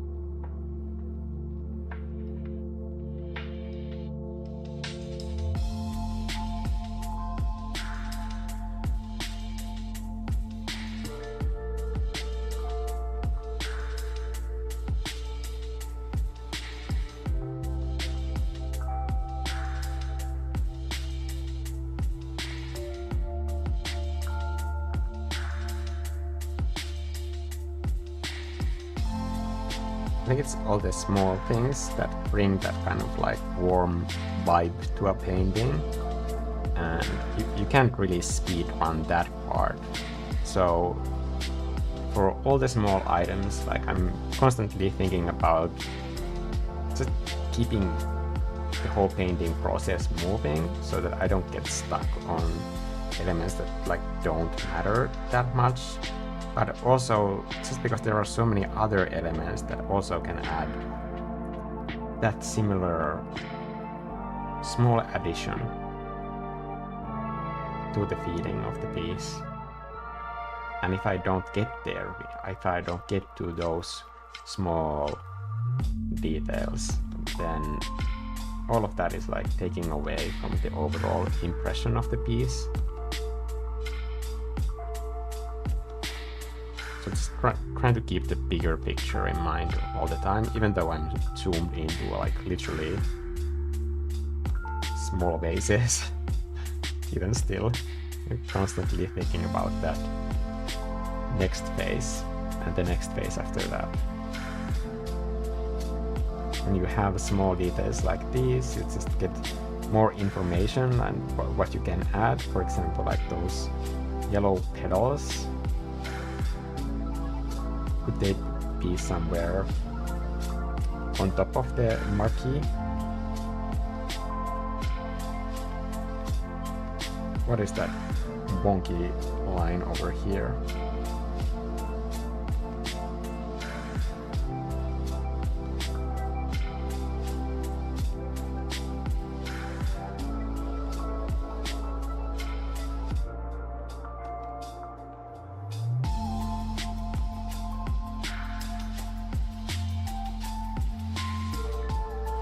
All of these plants. Maybe there are like a few petals over here.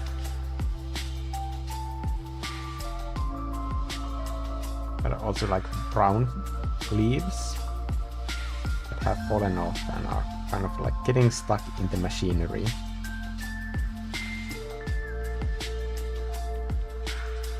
Every now and then they need to kind of climb up here and clean this so that it's functional on windy weathers when it needs to be rolled back.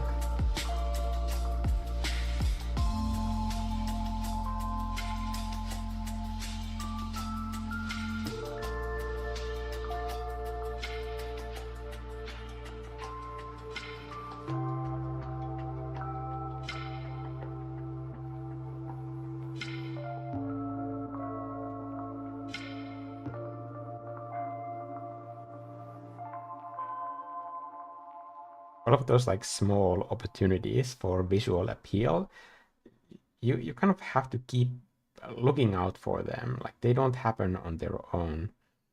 Just like constantly asking yourself like, how does like one element affect the next? And then like those are the elements that kind of like bring that sense of place. And sense of place also comes from lack of symmetry. So all of those elements happen from one direction, and there might be some plants somewhere else, and elsewhere their light could be like coming from certain direction that affects where most of the plants are kept, and so on. All of those like small elements are interacting with each other.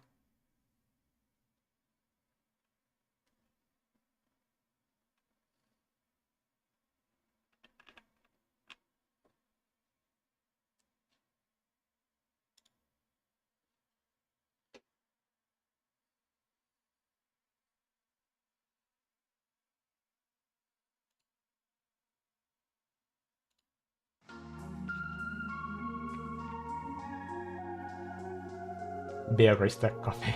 Honestly, that's a pretty good idea.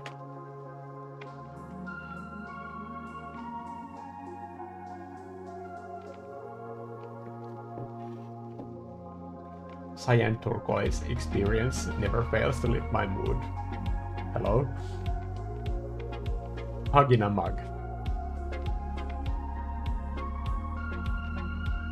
I hate it, but like that's kind of better. Like hug in a mug currently is the #1 name for this.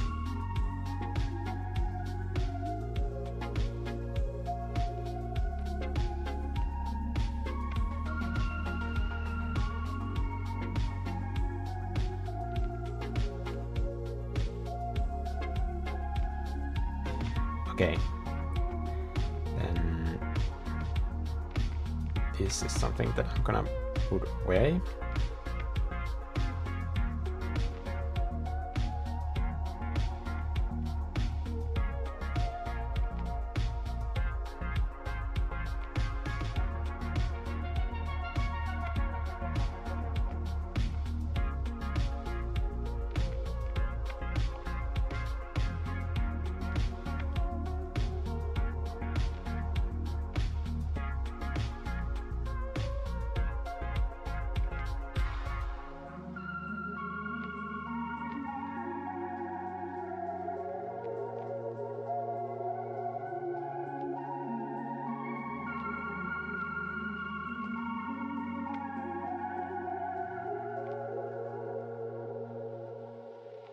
Let's just try it. Just to see how it looks. I'm not committing to this. Like if anybody comes up with a better right name.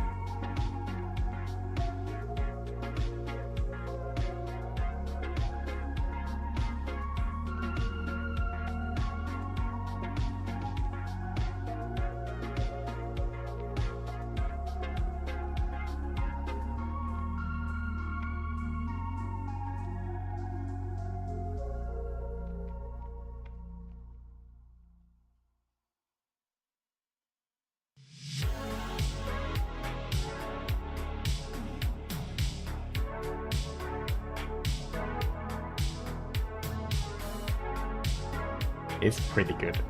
Honestly. Come on now. It even works as a logo.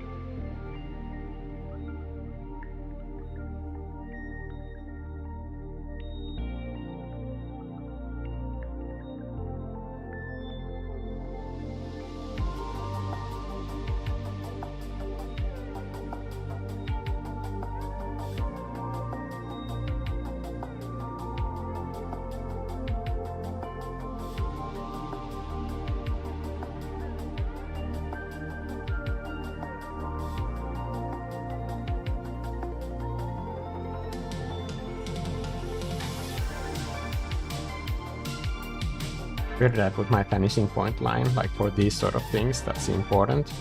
Okay, so canvas, drawing guide. So it's here. So we would be seeing the underside of these.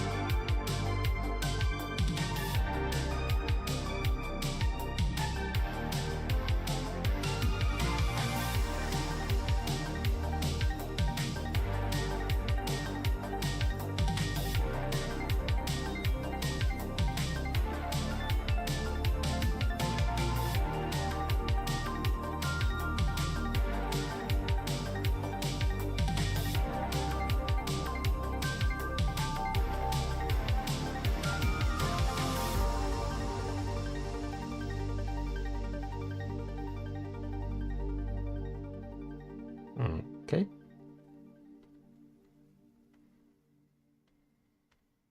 I don't know what's happening with the left side. It's concerning, like this mess over here.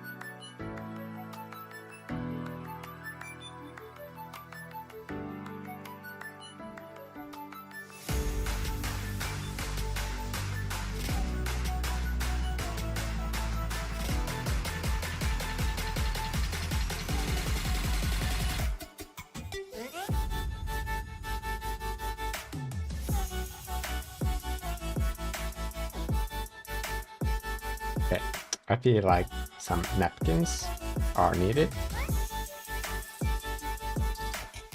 So if I do anything on this, like it's probably gonna be like 100% horizontal if I do anything here.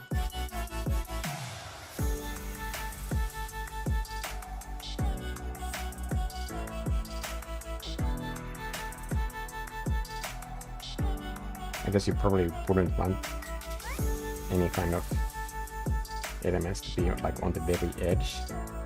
Okay. What am I doing? Where am I doing it? All of these can be merged. Chairs, I am happy with. I'm gonna merge them. Lamp elements, fine. Merge away.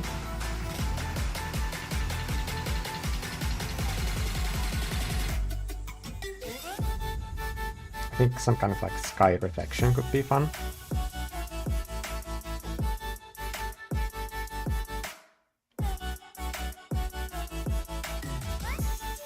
Not sure what that would look like.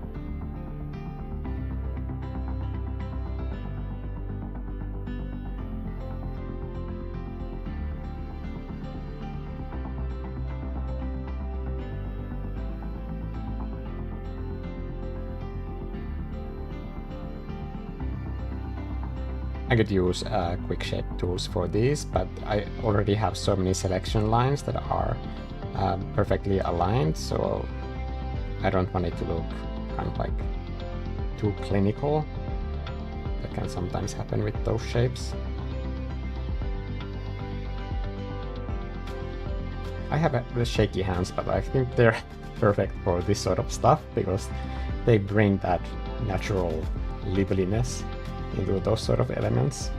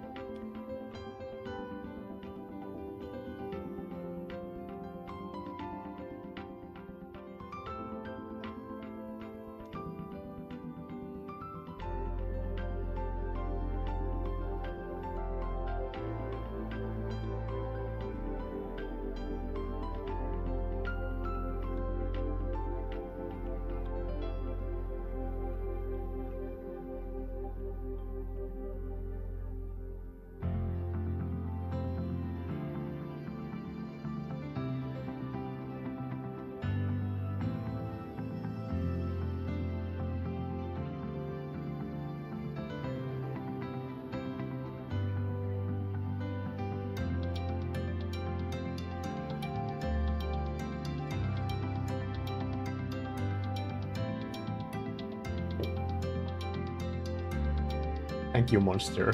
Art's going good.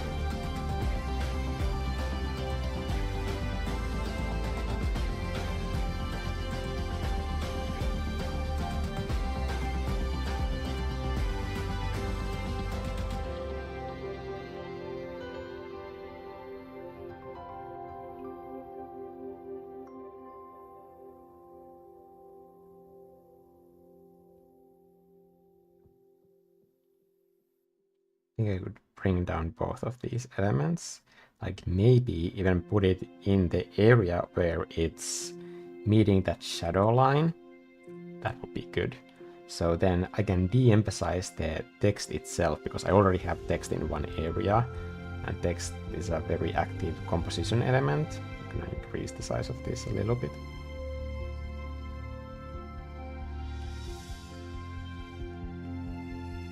alpha lock these and then put shadow on the top half, for example, where this marquee would be hitting this text and casting shadows.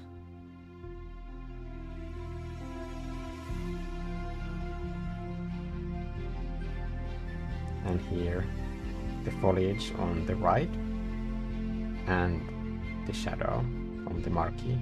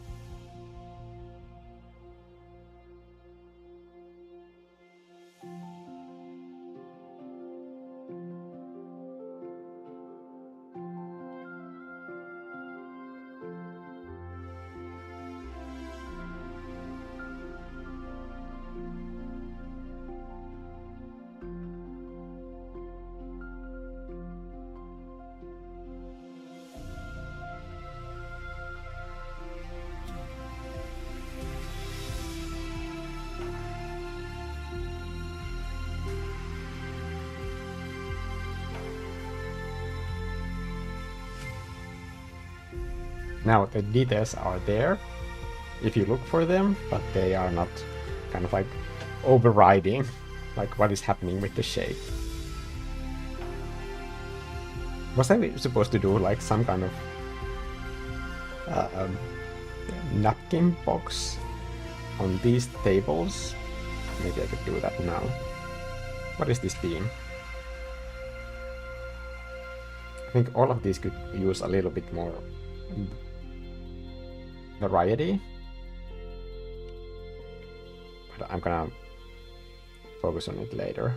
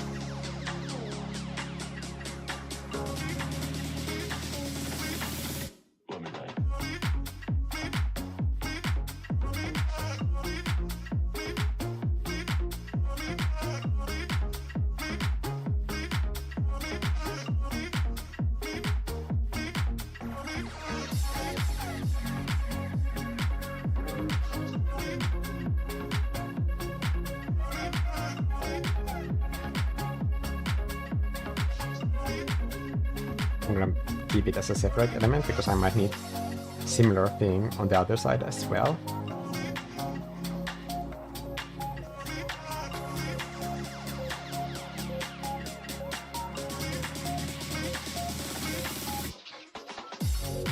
So it's some napkins.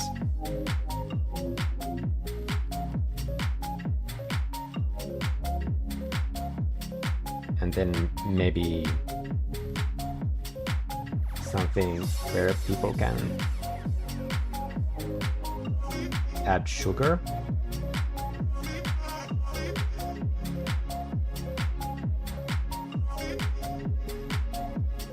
And something else, I don't know, cinnamon.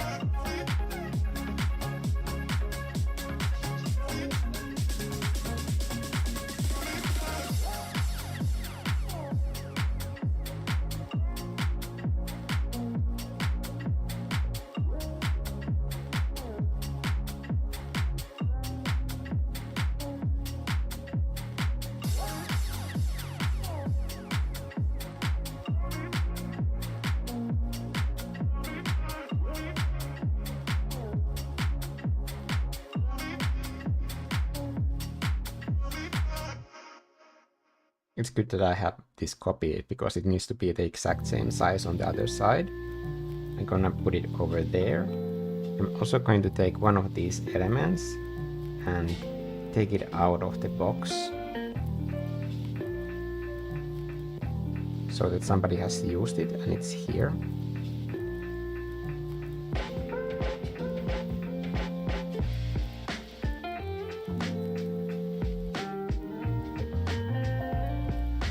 Also the perspective is wrong, so I'm gonna need to flip this horizontally and change the lighting.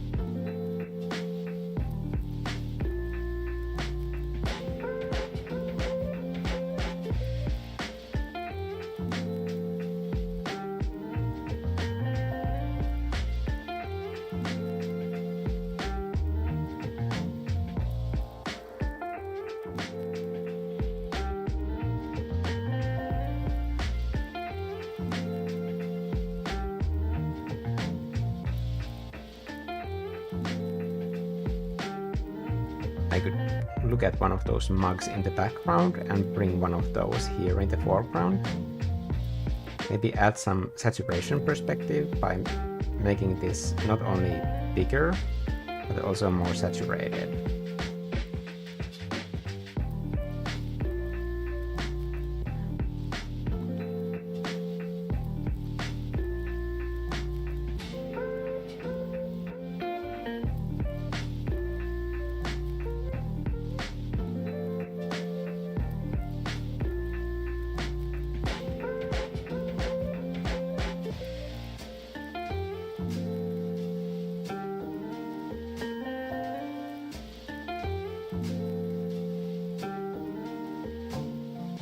Maybe the marquee blue could be one of the branding identifiers, and that's why I'm using the exact same color.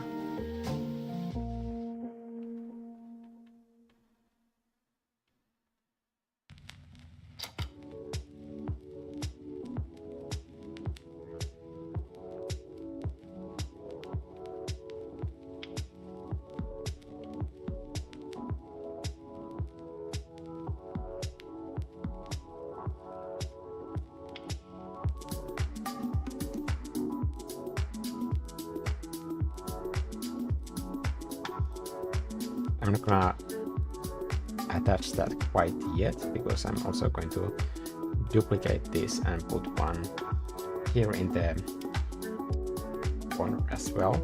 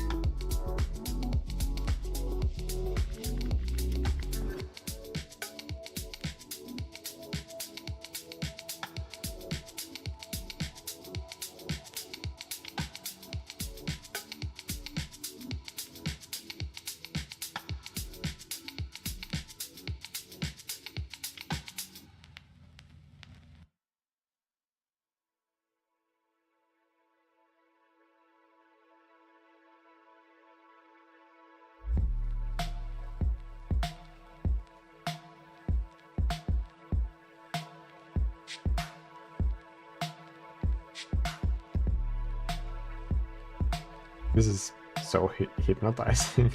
Like, it's so fun to add like small things. I think I just have enough elements right now that they are kind of informing what needs to be added more.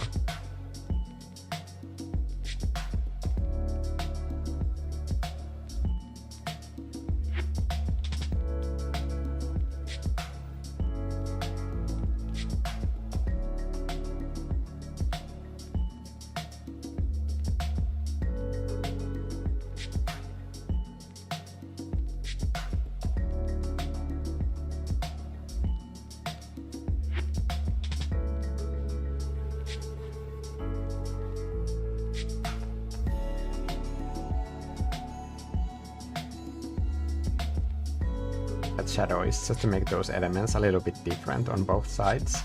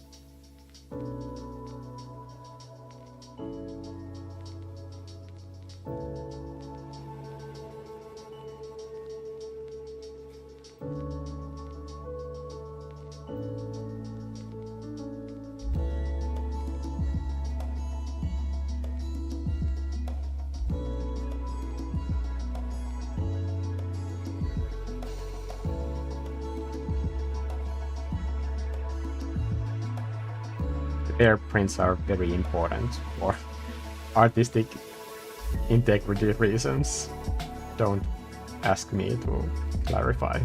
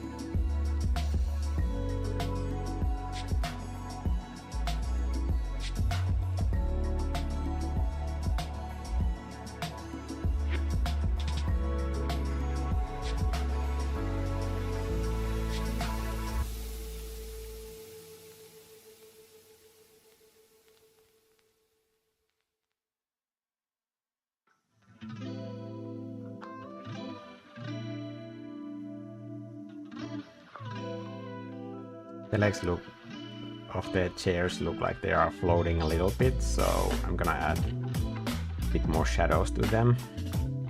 It's like overall darkening shadow layer.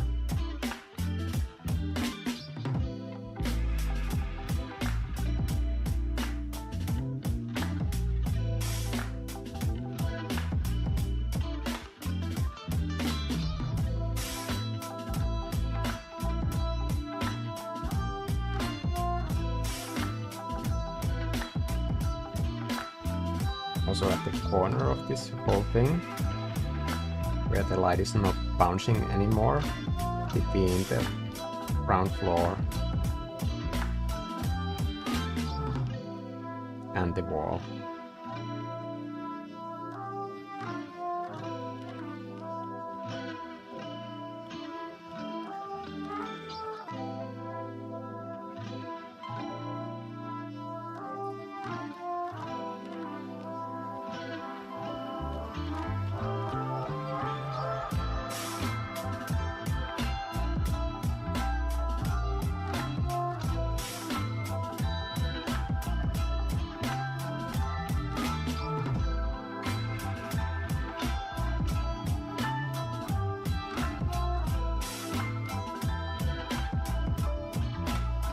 I don't know if it's that important or even noticeable, but at least my soul can now rest in peace. That would be a horrible thing to just ponder for all eternity. I should have done this or that with the wall or ground shadows. Okay, I'm just gonna take one of these decorations, yank it out from there, and put it in here.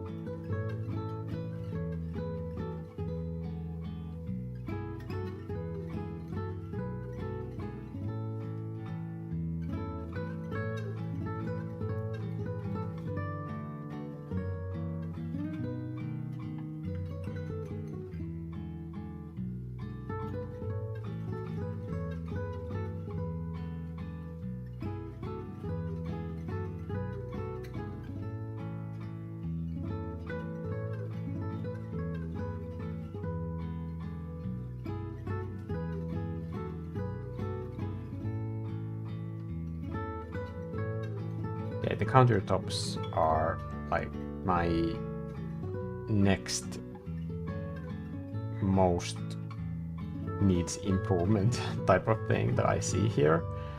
Just because the entire theme kind of directs the eye in there. It's not that they're compositionally that important, but if it's a coffee shop, you will be looking at the tables.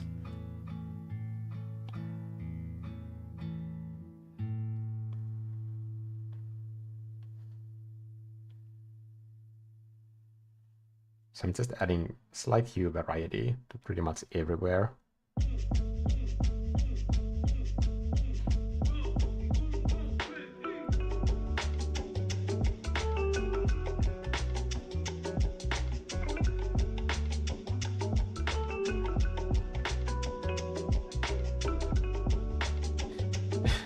Lava is saying the way you did the letters looks adorable.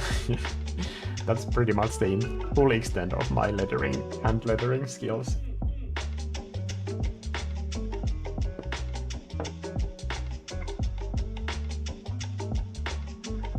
Oh, this has been a pretty long live stream already, and this is the easy version. Imagine doing this in perspective. Oh dear lord.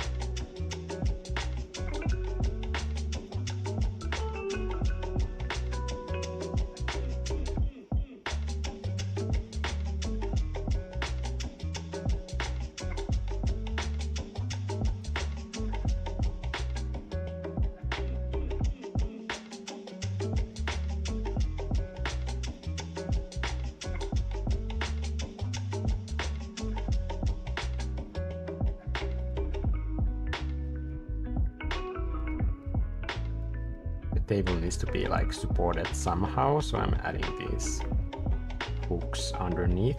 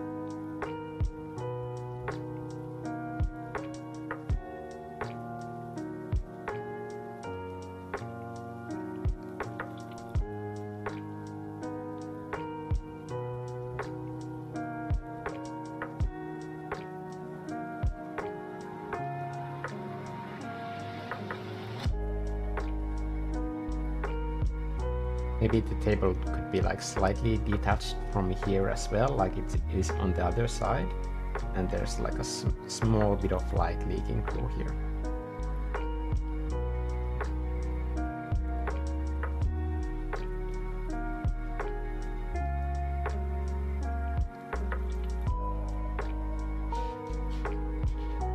Just to break apart that like overly symmetrical look.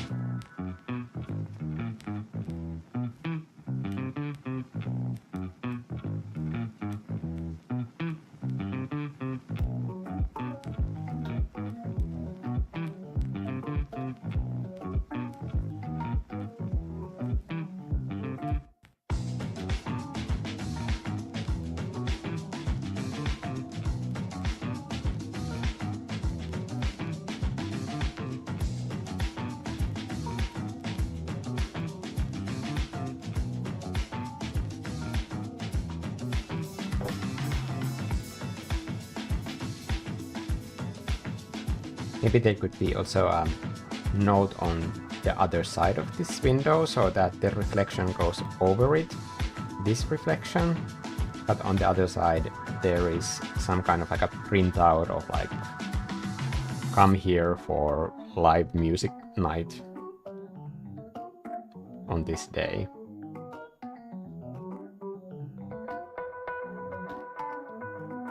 There's going to be music, coffee, and live bears.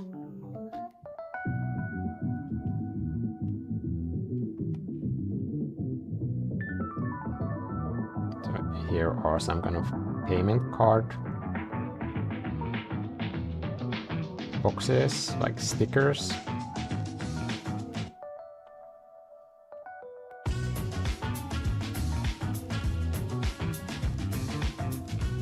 or maybe a TripAdvisor logo.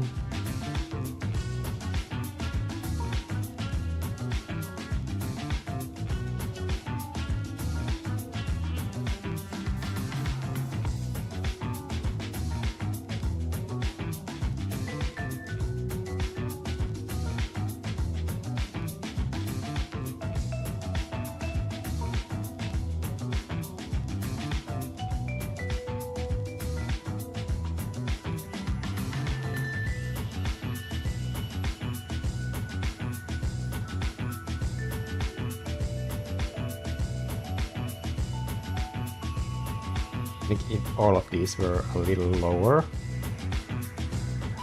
then I could use that same lighting effect trick here as well.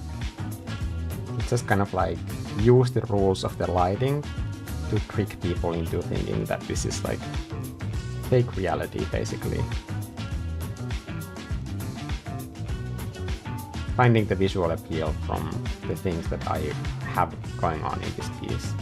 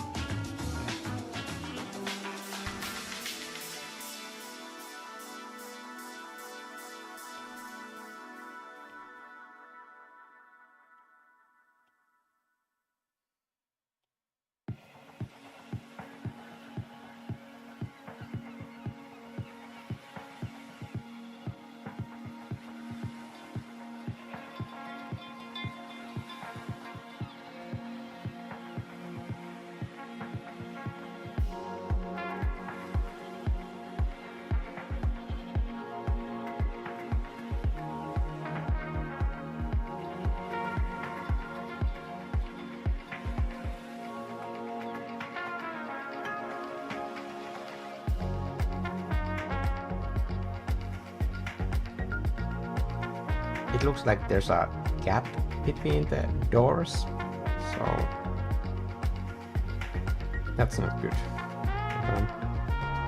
Add some darkness behind those, hopefully this will fix it.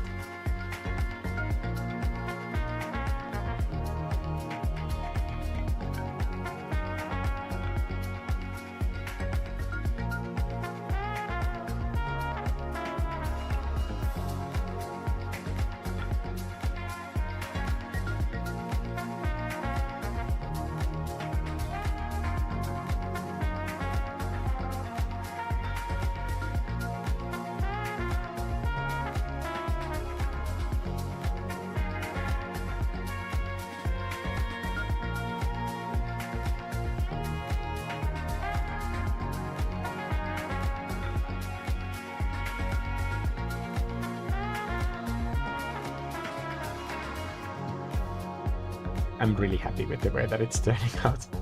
Honestly, I don't know if I need like an elaborate perspective to get to this. Honestly, like it wouldn't add anything. I think this wouldn't be better with a more complicated perspective. As you can probably tell for how long I've been painting and how excited I am about this, I'm really, really happy with this piece.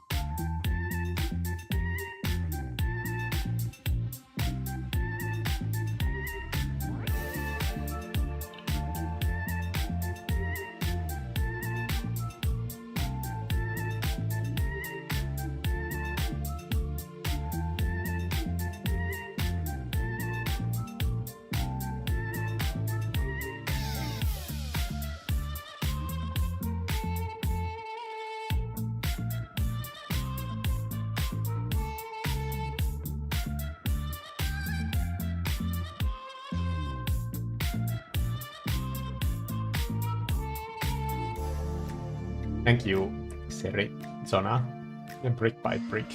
Exactly.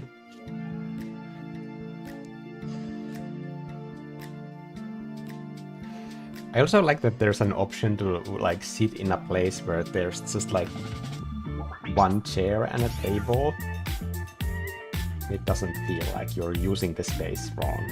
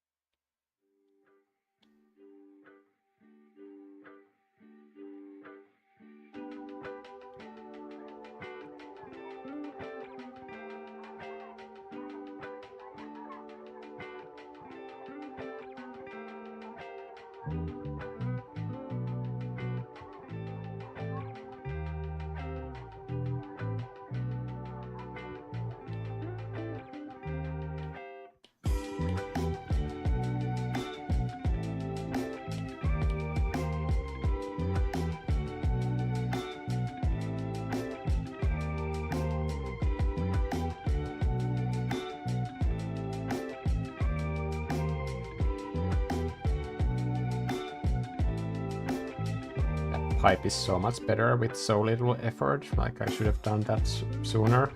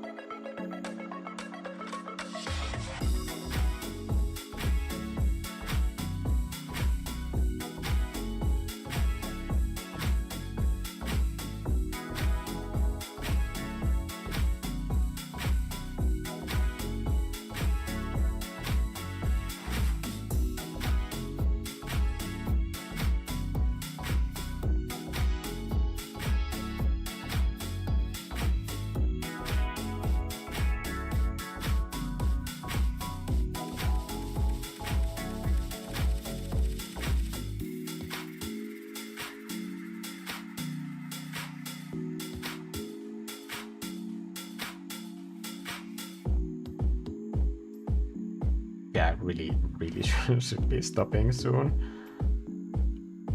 But I'm just like too addicted.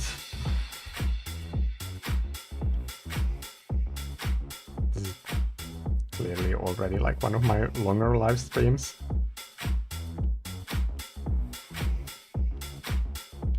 Who cares? Like, I got a coffee shop out of this. Because I got to drink coffee at the same time. It's amazing that it has lasted all this time. It's so bad to drink coffee at this hour here. It's like for me, who already has enough sleeping problems to begin with.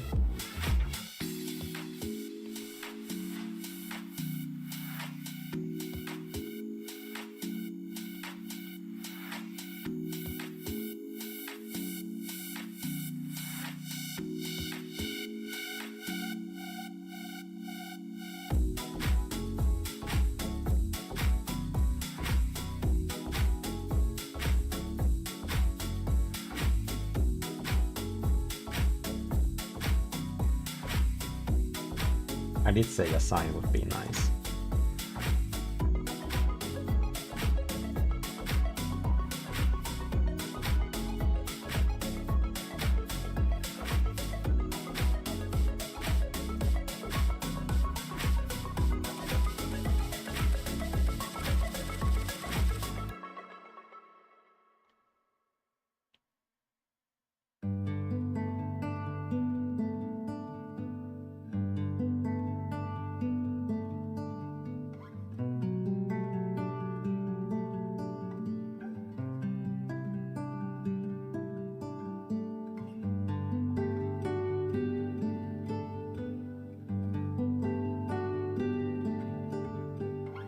Maybe if I just use the same leg. I don't know what that 20% thing was because I am plugged in. Dear Lord.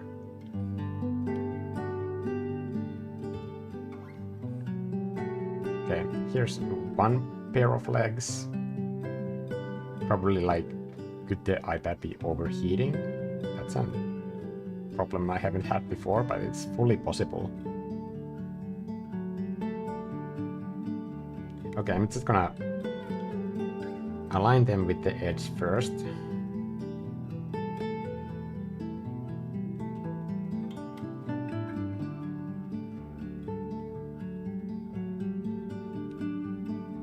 And then move them closer to here.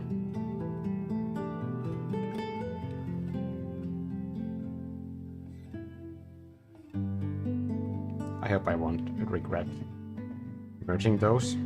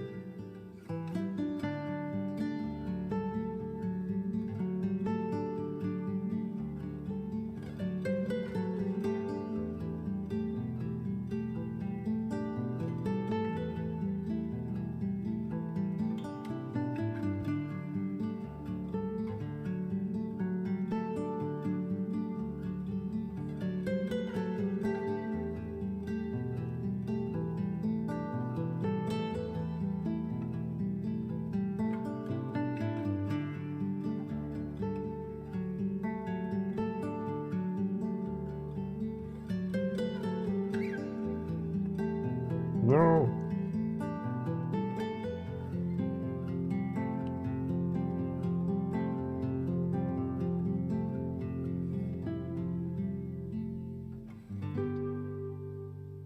Okay, I'm just gonna end this on a text to this thing over here. But as I'm doing this, I wanna thank each and every one of you in the chat for being here in this coffee shop with me. It means a whole lot to me, even though I do have to kind of like focus on the painting when I'm doing something as complicated as this.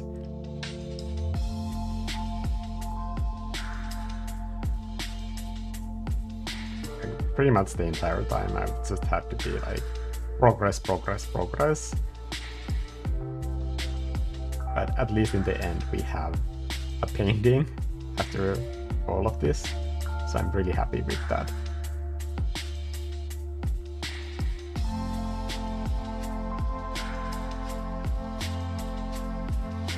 And also Miguel from Mexico, thank you for joining, to you as well.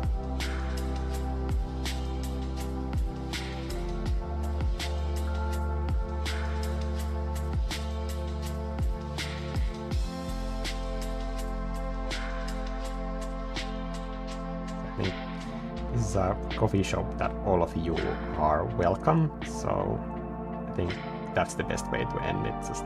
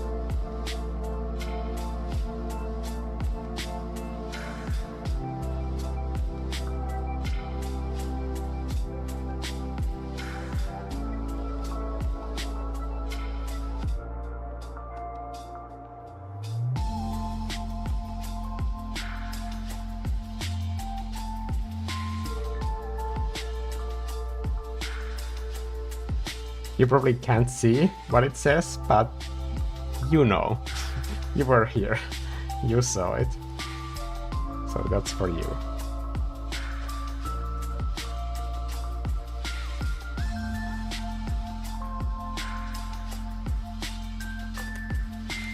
Then color edit and small tweaks here and there, but I think we got there with the final end result, and I'm really happy with this. This might be one of my favorite Nikko pieces, thank you. Thank you, Munchi, also for being here, and my blue ruin. Also, please don't call me sir. It's not necessary unless, I don't know, it feels like you should be in handcuffs to call me that. Thanks for joining, and I'll see you guys in the next video. If you have any idea, like suggestions for the kind of like videos or live streams that you would like me to make, please leave me a comment into this live stream or like anywhere on this channel, and I will know. I always ask these things and I get so little requests, but for video topics and live stream sessions, I'm always open for suggestions, so please. And I see like every single comment on the entire channel. It's really easy for me to see who comments, like no matter how old of a video it is, like it doesn't get buried anywhere. Like I will see it on a list of the most recent comments like immediately, and I read every single one, and I try to answer as many as I humanly can, while still trying to be productive, making new videos for you guys. Thanks for joining this session, and I'll see you in the next one. Bye!